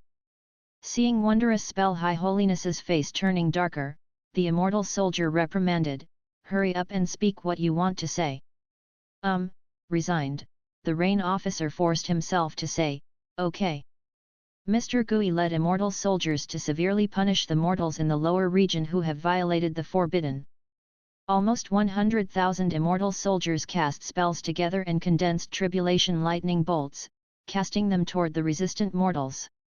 "What happened?" one high immortal asked. The long-bearded holiness, who was dressed in a green immortal robe, cupped his hands at Wondrous Spell High Holiness and said, "The Gui family has great Daoist spells, and Gui Yat is an elite who had been through several battles. I'm sure that shop has been turned into dust." "No!" the rain officer yelled in horror. "No!" Everyone looked at him. "It didn't happen." The rain officer anxiously avoided their eyes and said, "At that time, we saw a golden light beam as tall as 10,000 meters, and the heaven and earth shook. Then, a figure appeared in the golden light beam and said, 'The mortal world is filthy again.' Then, the tribulation lightning bolt that was about to strike just shattered." "What?" "The tribulation lightning bolt shattered. The mortal world is filthy again." The long-bearded heavenly treasure spiritual holiness repeated. "Who is he?" "Qi Tiandi." The rain officer howled in frustration. Everyone froze. "Who's Qi Tiandi?" "It doesn't matter who he is." Wondrous Spell High Holiness remained calm and said with a faint smile, "I gave that kid, Gui Yat, a spiritual mirror which contains one of my attacks. It's enough to deal with them." "Hiss! Wondrous Spell High Holiness! How long has it been since you last attacked?" a nearby immortal asked in amazement. The person in the mortal world could force the Wondrous Spell High Holiness to attack. Heavenly Treasure Spiritual Holiness stroked his beard and said with a smile, "He can die without regrets." The immortals talked among themselves animatedly and laughed. Then, they asked, "What happened then?" The rain officer looked ugly while he hesitated. "I can't say. What can't you say?" Wondrous Spell High Holiness stood with his hands clasped behind his back and said arrogantly, "Speak." Then, being yelled at by Wondrous Spell High Holiness and stared at by so many powerful figures for the first time, the rain officer grew even more frantic and confused. While gesturing with his hands, he said in a shaky voice, "Then, Wondrous Spell High Holiness's shadowy palm strike was instantly exploded by Qi Tiandi. The aftermath even killed everything it touched. Even Mr. Gui only escaped with his vital soul." "What did you say?" Everyone looked at Wondrous Spell High Holiness and saw his glowing face instantly turning crimson. "Impossible." "What happened then?" someone asked. "Then," Qi Tiandi said, "Minor god of an alternate world, you did your best." "What?" They looked at each other. "Minor god of an alternate world, you did your best." Everyone looked at Wondrous Spell High Holiness again. "Minor god of an alternate world too." The coolness disappeared from Wondrous Spell High Holiness's eyes, and it was replaced with chilly murderous spirit. He concealed the intention in his eyes very well, but his face was as red as a monkey's butt. The rain officer shrunk and howled in his mind, "This, you forced me to say it. I told you that I couldn't say it. Although this being indeed has some super abilities, this concerns a big issue, and they must back off." While suppressing his anger with effort, Wondrous Spell High Holiness said in a cold voice, "Tell them this. They are just a small shop in the mortal world, and they are messing with something that the force behind the shop wouldn't want to offend even if it was 100 times stronger. They are messing with the heavens. If they could subdue the shop without a fight, they could somewhat redeem themselves. He nodded slightly to himself and thought, those who are experienced are smooth with all situations. He wanted Mr. Gui to pass on a message for him, the rain officer said in embarrassment. What word? They said, the rules jointly made by our innumerable immortal sea, the godly palaces, and the godly court have affected the regular business in his shops, so the rules must be changed, otherwise, gather 100,000 immortal soldiers for me. Then, gather immortal generals from all places. Before the rain officer could finish, a voice roared, outrageous! Lawless! I'll show these ignorant mortals how high the heavens are and how thick the earth is. Chapter 846 The Immortal Peach Gift Box, Abundant Prizes. We can't relax yet. Faction Master Fang Qi he said in a loud voice, this is just the beginning. The war isn't over yet. At this moment, the disciples who had just gotten some free time checked their communication jades and said, Faction Master. The war has just ended. Ah! Fang Qi he looked baffled. Didn't it just start? How come it's over so soon? Aren't the immortals from the immortal realm going to cast immortal punishments on us? We prepared for so long and took a lot of time to make the final decision to fight the lofty existences. The war just ended like this. Can't you keep your promise? 21A disciple handed him the communication jade, and he read the messages. Shocking! Qi Tiandi used his god moves, saying, minor god of an alternate world, you did your best. Ha21 this post. Let me see, they stood closer and began reading the post together. Okay, since our teleportation array is finished, we can send people to the Zhuhua City shop, Feng Ziyi said, even though we didn't experience an immortal tribulation, we still suffered a lot of losses. I'm afraid that Zhuhua City hadn't fared any better. Elder Xiao Yunhe and Elder Dugu Xiao, take some disciples to visit the Zhuhua City shop to gain experience and help them however you can. Yes. The two elders took the order and left. At this moment, residents in Zhuhua City and soldiers of the Zhuhua army were repairing the damaged structures. At this moment, Mr. Fang had just returned to his shop from the outside. Mr. Fang had a shop to manage and thus didn't participate in the cleanup after they forced back the flood with spells. After all, he had an important thing to do, receiving the reward from the system. New task, play safely and peacefully at the Internet Cafe. 3. Completed. Task description. Task target, fight back with the most dominating method. Show the world that any people who dare to mess with the shop will bear the consequences. Task reward, 1 immortal peach gift box, there is a chance to get an unripe immortal peach, lower chance to get a ripe immortal peach, and the lowest chance to get a 6,000-year-old immortal peach. 1 to 2 random items. The quality of the items in the gift boxes will be determined by the performance, task rating, degree of counterattack, B toughness of attitude, A level of warning, A comprehensive rating, A. The odds of obtaining top-tier items after opening the gift box increased by 5%. The odds of obtaining low-tier items after opening the gift box decreased by 20%. Reward, Immortal Peach Gift Box, Advanced. Do you want to claim the reward? Hey, is this a new function after the big upgrade of the system? In his room in the Zhuhua City shop, Mr. Fang glanced at the interface and chose to claim the reward. Soon an antique-looking gift box with wooden engravings appeared before Mr. Fang. This treasure chest. I hope I'm not so out of luck that I get an unripe immortal peach. Highly pleased, Mr. Fang stared at the treasure chest before him and opened it slowly. Then, a bunch of items jumped out. A series of system prompts appeared. You obtain 3,000-year-old immortal peach *1. You obtained the godly weapon disassembler *1, can be used to disassemble the godly weapons that you had gotten in the past but do not need any more. According to the quality of the items, you can obtain at least one godly weapon fragment. You obtained godly weapons, Wangshu sword and Zai sword. Oh! I seem to have gotten some good stuff. Mr. Fang examined the items that he got carefully in excitement. He murmured thoughtfully, Wangshu, Zai. Without a doubt, these two swords are godly weapons. Besides, they contain powerful spiritual energies which can raise an average half-immortal to a true immortal.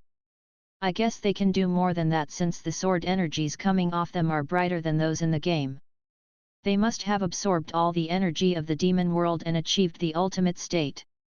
They can bring a whole faction to ascend. Of course, Mr. Fang didn't have the intention of bringing one faction to ascend. Besides, the ascendants in the two worlds worked differently. However, the power that these two swords could unleash was extremely great.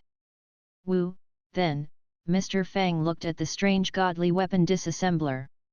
I can at least get one godly weapon fragment. After all, some of the treasures that he had obtained were sitting idle in his storage artifact. Some were good for collection, but some were not collectibles and would find better use to be disassembled. Besides, Mr. Fang thought, if I can get more godly weapon fragments, can I trade them for a permanent godly weapon? Should he keep these fragments or use them to trade for another godly weapon? He would decide later when he found out how many fragments he would get. The system is really nice. The last item was a 3,000-year-old immortal peach.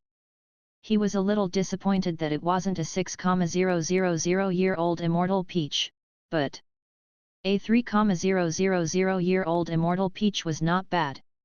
According to Journey to the West, after eating a 3,000-year-old immortal peach, a mortal can understand the immortal Dao and extend his lifespan. Eating a 6,000-year-old immortal peach can make me ascend with mist and obtain immortality, Fang Qi thought. What's the realm of understanding immortal Dao? Is it the earthly immortal realm? And eating a 6,000-year-old immortal peach will make me achieve the heavenly immortal realm. Earthly immortal realm. Mr. Fang scratched his ears and cheeks. It seems like I still can't ascend, but it would greatly increase his cultivation strength. With greater cultivation strength, he would find it easier to synchronize with different characters. There were many benefits. Soon, Mr. Fang turned his gaze toward the extra-large peach. The ripe immortal peach looked appetizing. It looked as if Fang Qi would smell the rich peach fragrance with one bite of it. Looking at the big peach, Mr. Fang was secretly pleased. I'm smart to open the treasure chest in Zhuhua City shop, so Xiaoyu can't see it. After all, he felt a bit guilty after remembering that he was always taking snacks from her. Hee. After all, she is in the distant East continent and doesn't know that I have this big and sweet immortal peach. I'm going to eat it now. He would pretend nothing had happened after eating it. Bam! Bam! Bam! A small hand pushed open the half-closed door, and a small head poked in. Boss! Can I come in? Everyone is playing downstairs. Why are you hiding in the room by yourself? Sitting at the desk while facing the door, Mr. Fang stared at her dumbfoundedly with the extra-large peach in his hand. How come you're here? How come you have such a big peach? Zhang Xiaoyu's big eyes stared at the immortal peach in surprise. Xiaoyu, Mr. Fang put the peach on the desk calmly and said, I have a very delicious peach. Do you want to eat it? Yes. Yes. Zhang Xiaoyu nodded repeatedly. How about this? You take one bite, and I take a bite. We share it fairly. Okay. Wow? Really? Zhang Xiaoyu giggled happily with her eyes curved up like new crescent moons. After all, whenever they had good food in the past, the moment that she took a small bite, the shop owner had gobbled down the rest. But this time, he is acting fair and even offered to take turns to eat it. Of course. Mr. Fang said solemnly, I've never mistreated you, Xiaoyu, right? Here, he handed the peach to her. Can I really? Zhang Xiaoyu was bashful. But looking at the peach, she couldn't resist the temptation.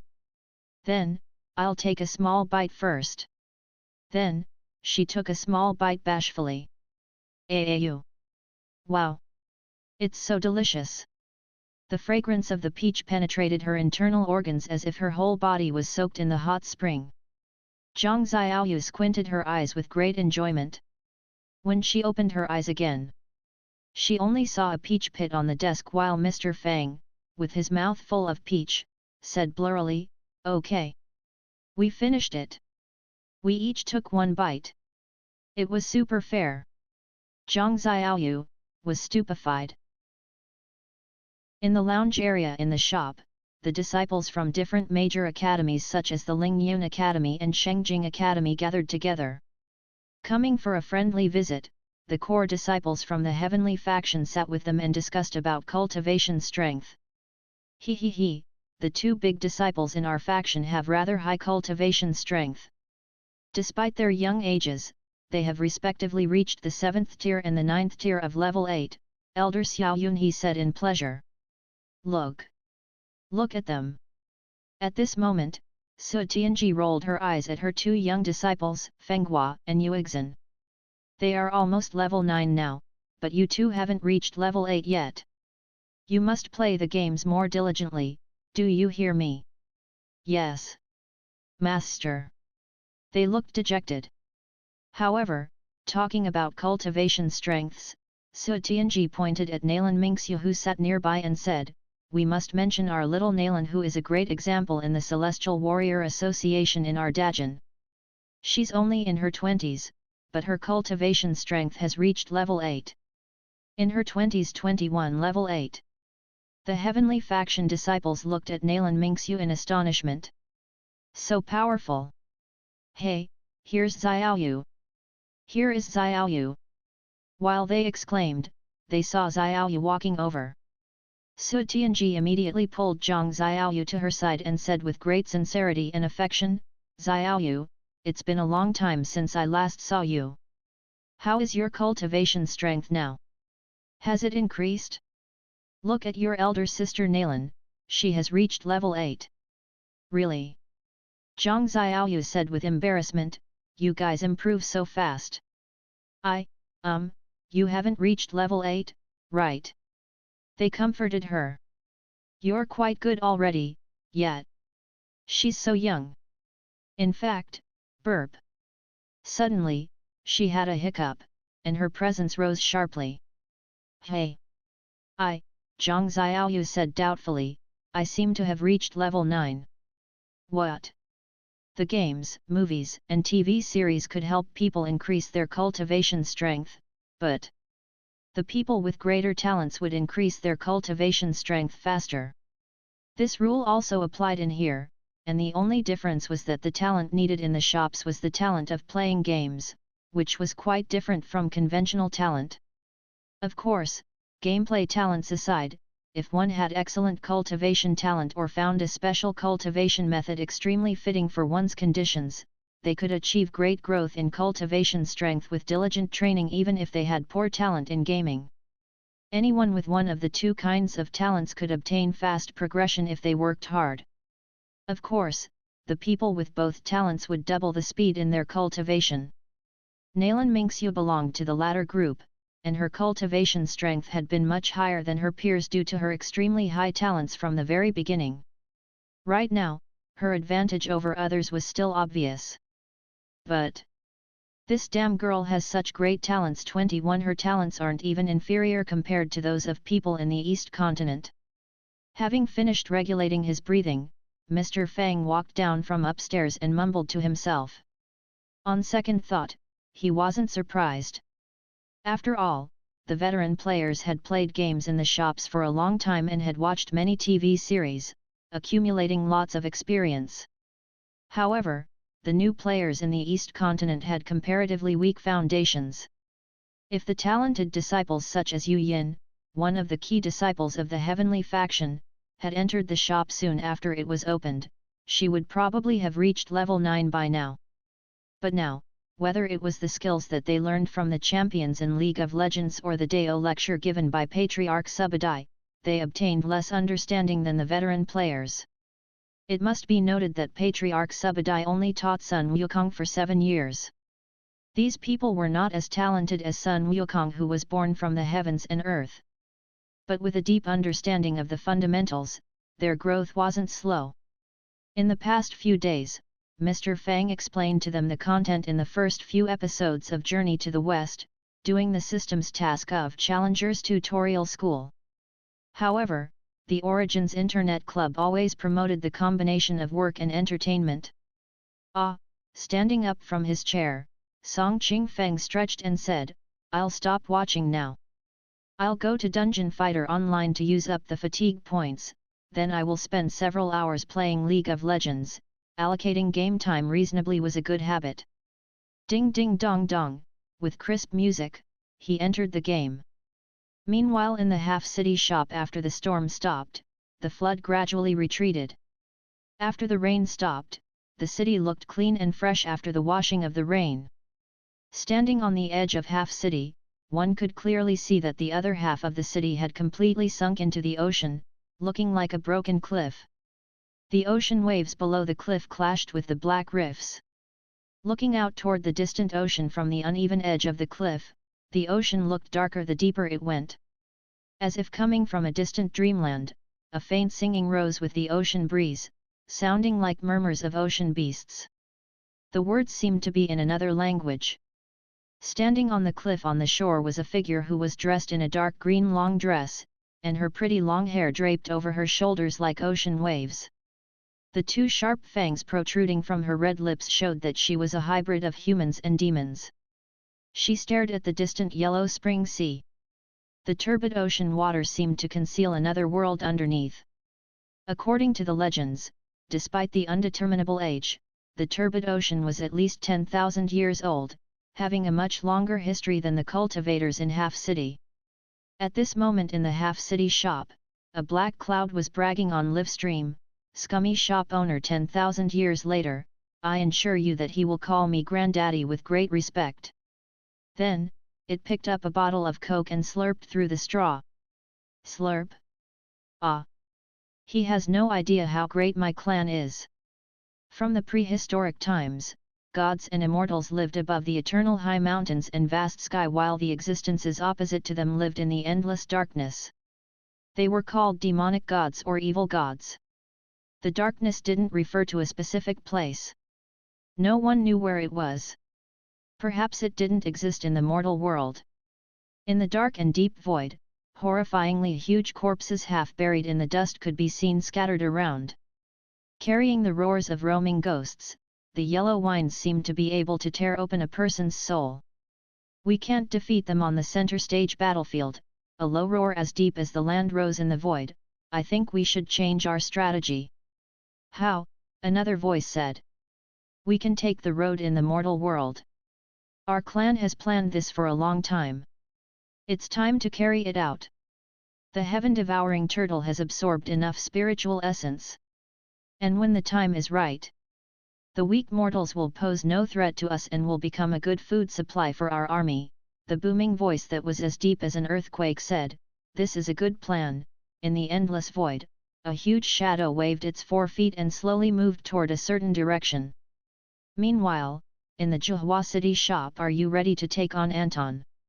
With a casual glance, Song Qingfeng saw the picture of a huge turtle on Nalan Mingxiu's screen.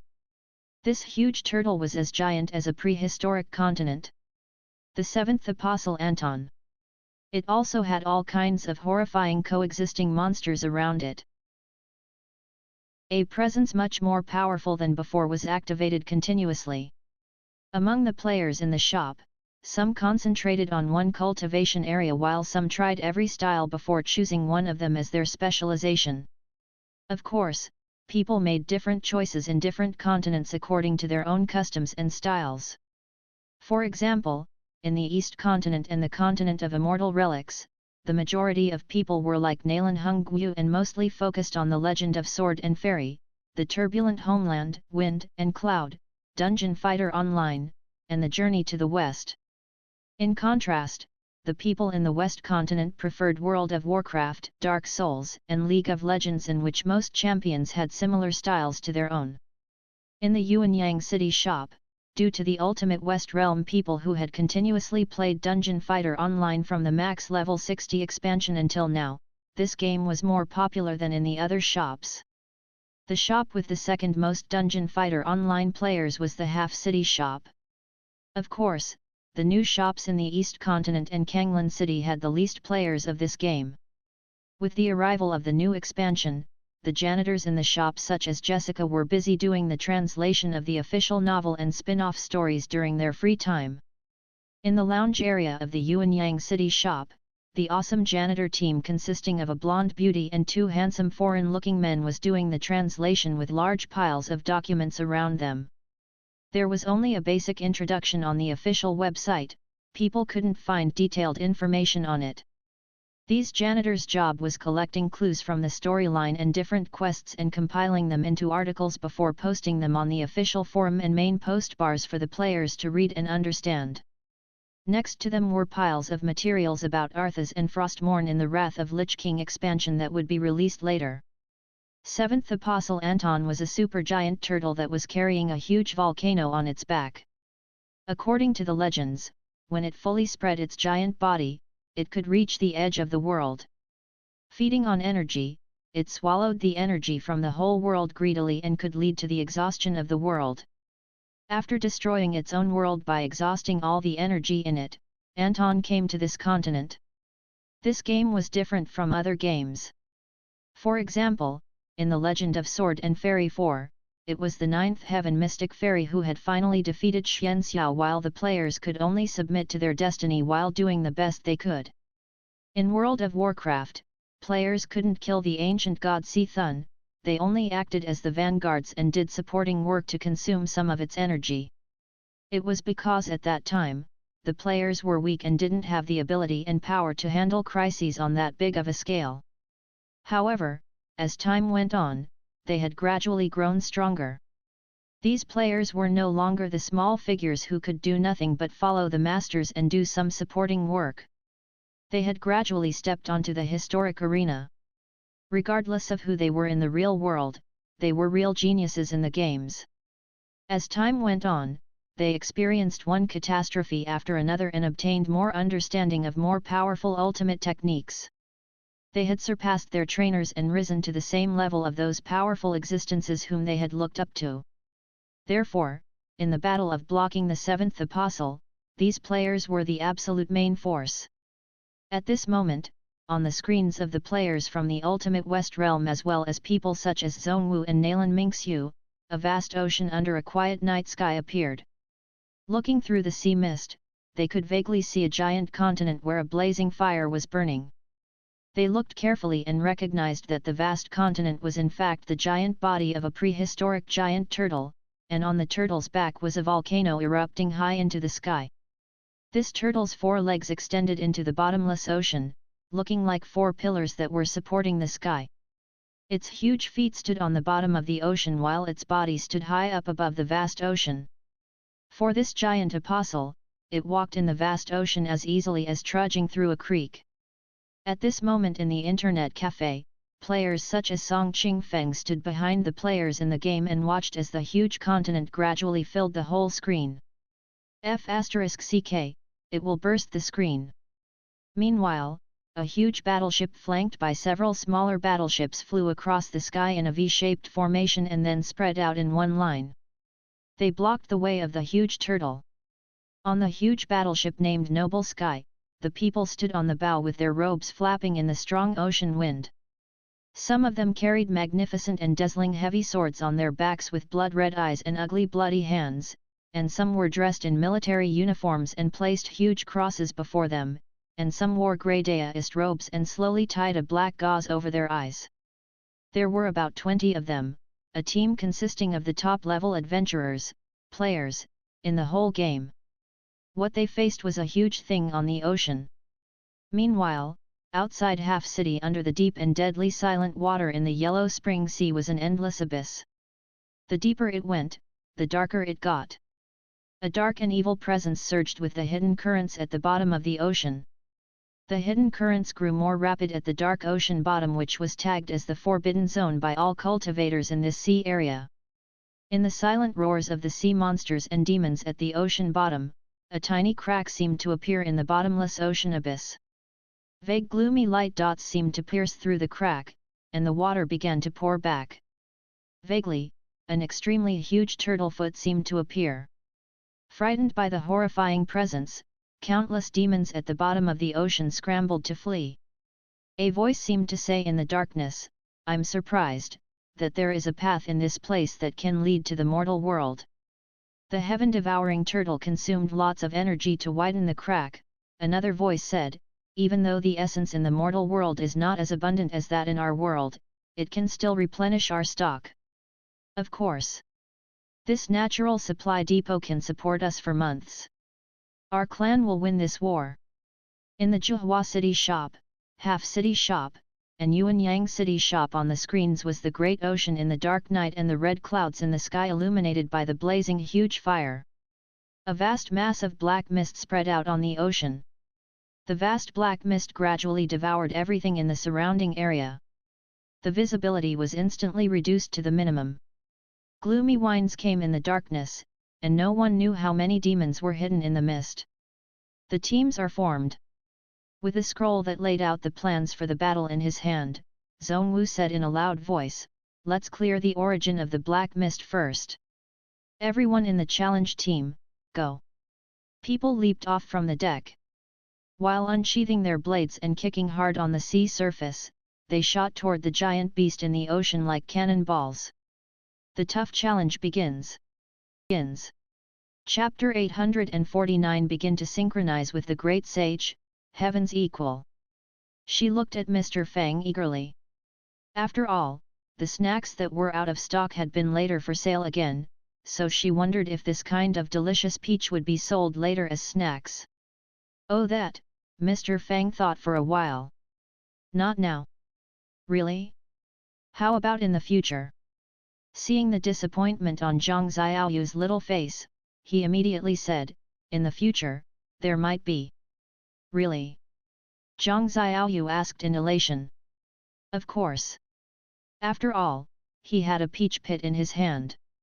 Mr. Fang wondered if he could really grow a peach tree.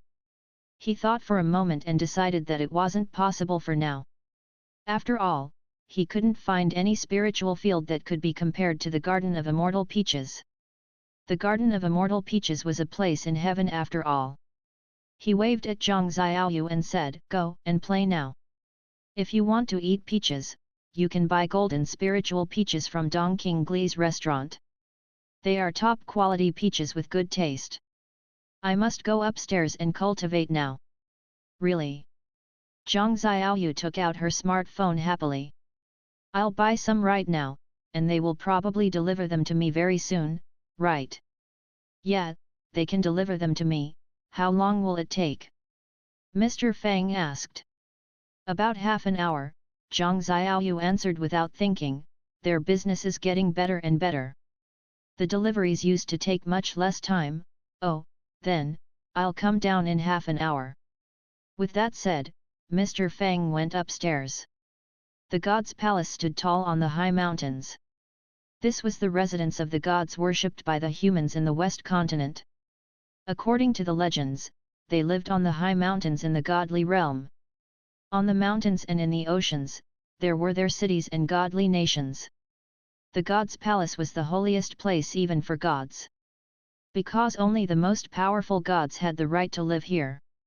At this moment outside the god's palace stood lines of honor guard team which looked extremely solemn and grave. They seemed to be waiting for the arrival of an existence. The bright red luxurious carpet made with fire phoenix plumes spread to the end of the passage. An army walked toward them, emitting chilly murderous spirit as if they had just returned from a hellish battleground. The leader was dressed in full solemn dark golden godly armor, a red battle skirt, and had a golden battle spear in her hand. Did the filthy devil gods retreat? A god dressed in five-colored godly armor walked toward them. If people who had been to the radiant light godly nation saw him, they would find that this god's features looked almost identical to the statue of the god of radiant light. Yet, Those filthy devil gods retreated.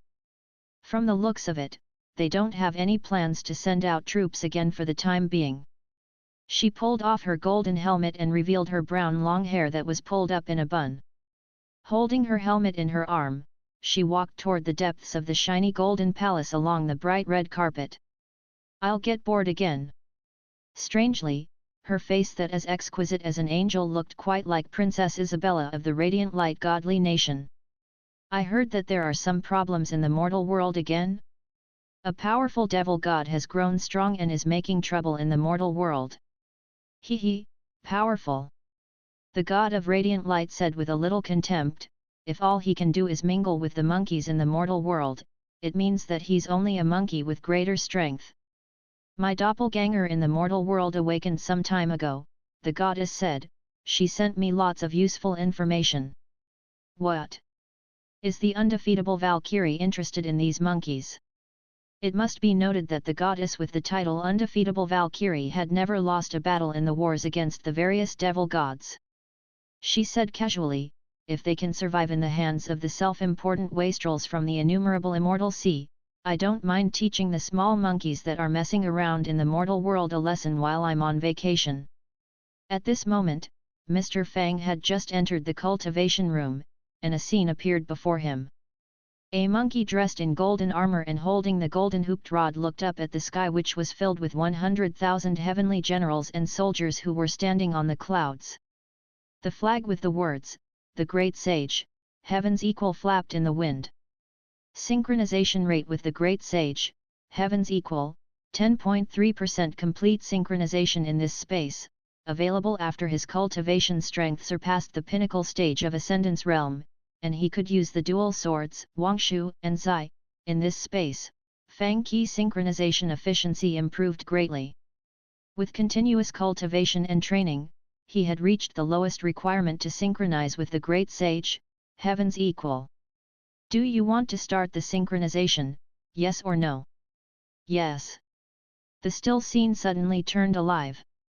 Brandishing the golden hooped rod with great presence, he soared up into the sky while riding on a cloud and charged at the immortal soldiers and godly generals. In the Zhuhua City Shop, Half City Shop, and Yuanyang City Shop, large groups of players either stood behind the computers or watched the live stream on their communication jades. You can fight in a team in this game. Having played the game for a long time in the past, Su Tianji stood behind Nalan Mingxiu with a box of spicy sticks in her hands, looking at the latter's screen in amazement while eating. It must be noted that the players in this game could always form teams of 4, this rule had never changed. To deal with this giant prehistoric turtle, the challenge team consisted of 20 powerful adventurers, players, and had the backup of elite troops from Empyrean.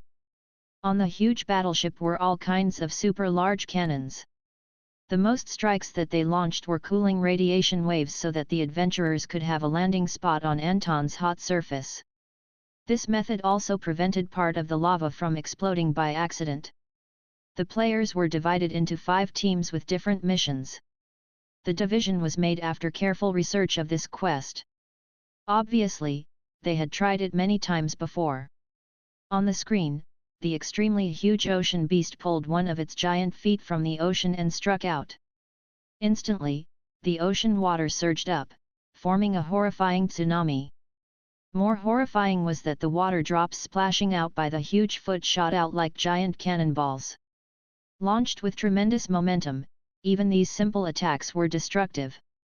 Mages were the first group that shot up into the sky, and then the 5 teams of players such as slayers, priests, and then masters shot up into the sky like sharp arrows, dodging the dense attacks. They flew swiftly toward the only firelight remaining on Anton. They landed on Anton's huge head. But Anton was different from most of the other giant monsters. With other monsters, if people landed on their bodies, they had no other options but to shake their bodies to get rid of the tiny bugs. However, Anton was like a moving giant fortress with consciousness. On its body lived a species that was coexisting with Anton, much like rhinos and oxpeckers in real life. In fact, the coexisting monsters were also powerful, and some of them had a level of strength on par with apostles. Anton opened its huge mouth and spat out black mist together with large quantities of monsters. Behind the monsters was an extremely huge horrifying monster which had scales on its body and interlacing sharp teeth on its belly. Like a horrifying giant vertical mouth, the huge crack opened and revealed a void-like black hole in the belly, releasing a huge sucking force that could pull in everything it saw. It gave people the feeling that the souls of the living creatures imprisoned in the abyss-like black hole in the belly could never enter the next life cycle. Everyone! Be careful! They all looked grim. Tog. TL note, Tog is a type of monster in Dungeon Fighter Online. The monster is known as the Devour Demon, as one of his abilities was to create a large circle under him, and he will attempt to suck players in. Players in close proximity will take massive damage and heal Tog. Tog. Have you guys reached the maximum level? Elder Sewell yelled, if you have, we can do the awakening quest together. Okay. In the old shops in Yuanyang City, Half City, and Zhuhua City, the players were different from those beginners. In the past, when they were in the Shadow Thunderland, they almost died in the siege of a large group of zombies. But now, they were facing a sea of monsters. Standing on the edge of Anton's huge head, the adventurers felt like they were standing by the cliff of a huge mountain. They were forced to the very edge by the thick and vast black mist and the endless monsters that were flying out from Anton's mouth. The ocean of black monsters almost devoured them. Controlling a Hellbringer, Gabriel exchanged a look with Zhu Yangxiao, the Black Light Sword Saint. Almost at the same time, a cloud of heaven-devouring blood essence began to spread. Then, with a huge shock wave, it devoured everything around it like a huge ocean wave. Blood boom. Lightning draw sword. A sword energy torn open the sky and shot out from the blood explosion. Instantly, the chilly sword energy almost swept across the whole land on Anton's head.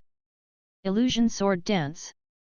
Other players' powerful ultimate moves almost struck at the same time. Chilly ice and flames collided, and sword energies swept out in all directions. Like the leaves that were swept away by the autumn gust, the monsters were all cleared. The Black Light Sword Saint had a blood-red huge lightsaber in his hand. Beside him, Gabriel held a huge chilly blade that was emitting shiny golden light, showing that it wasn't an ordinary weapon. Be careful of the Tog. The moment that the warning came, they saw a black figure crashing down at them. The huge and ugly body landed in the crowd in the blink of an eye, and they saw that the Tog had 4 heads. It landed in the herd of monster and the destructive explosions caused by the magic spells and sword energies. All the players who had attacked it saw the words on their game interface, "You afflicted 1 point of damage to the Tog." Bathed in the violent attacks from the adventurers, it received almost no damage except for a few shallow white scratches on its vicious scales. The void black hole in its belly opened, and a horrifying suction force drew almost everyone toward that horrifying black hole. The fires that it spat out looked like an erupting volcano. More importantly, when it spat out fires, powerful energy spread all over its body, bouncing back any attacks that were aimed toward it. At this moment, they could afflict 0 damage. Not even 1 point of damage. Follow the plan. Zhongwu glanced at the Empyrean battleship that was hovering in the sky. Send signals. The adventurers were the main force while the military force from Empyrean was the reinforcements. In fact, during the previous main quest, the players had done a complete exploration before the military force created the plan. At this moment, the main force and reinforcements both played important roles. For the monsters like the Tog, not even battleship cannons could afflict damage to it, let alone average attacks. Perhaps it had the same ability as Anton and could devour all energy. While biting into the peach that she had just bought, Zhang Xiaoyu watched the battle on the screen in surprise. How do you battle it? We have ways to deal with it. Nalan Mingxiu and other members of the group were obviously well prepared. She said, this monster has high elemental resistances and is almost immune to all elements. Also, its resistance to non-elemental attacks has reached 99.5%. At this moment, the reinforcements in the sky dropped light, fire, ice, and shadow orbs which emitted faint energy light. They were very eye-catching in the dark night sky. Light!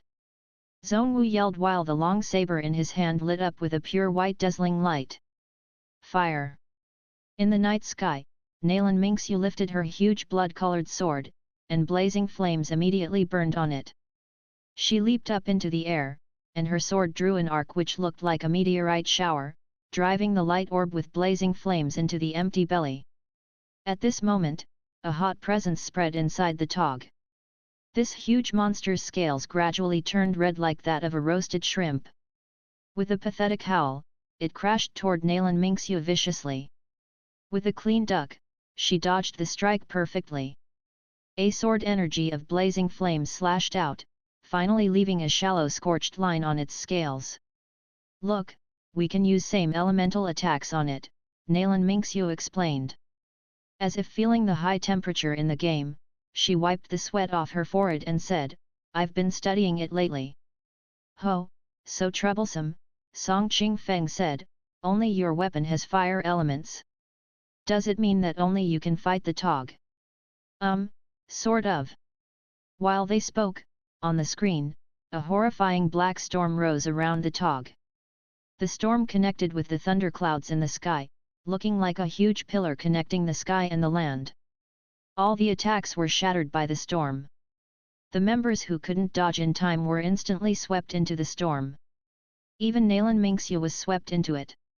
F***ck, the team is about to be wiped out. Song Qingfeng yelled. Impossible. The members who had dropped to the ground instantly revived with full HP after a light pillar flashed in the sky. Use life tokens. In one group dungeon, players could use no more than 12 life tokens. Besides, they found that Nalan Mingxiu's skills including the awakening skills could be used again. She had instantly returned to her prime state. Pu. Song Qingfeng's face darkened. It costs 1 crystal each. How many of such revives could they afford? A while ago, I bought over 10 Labor Day gift bags, Nalan Mingxiu said. I got hundreds of life tokens for free. That's a good deal. Liang Shi, a veteran player, was also watching the game while standing behind her. You get hundreds of coins this way, this gift bag sounds good, Song Qingfeng agreed. Over 10 gift bags cost more than 3,000 crystals, right? Zhang Xiaoyu mumbled beside them. Hey! Everyone exchanged a look.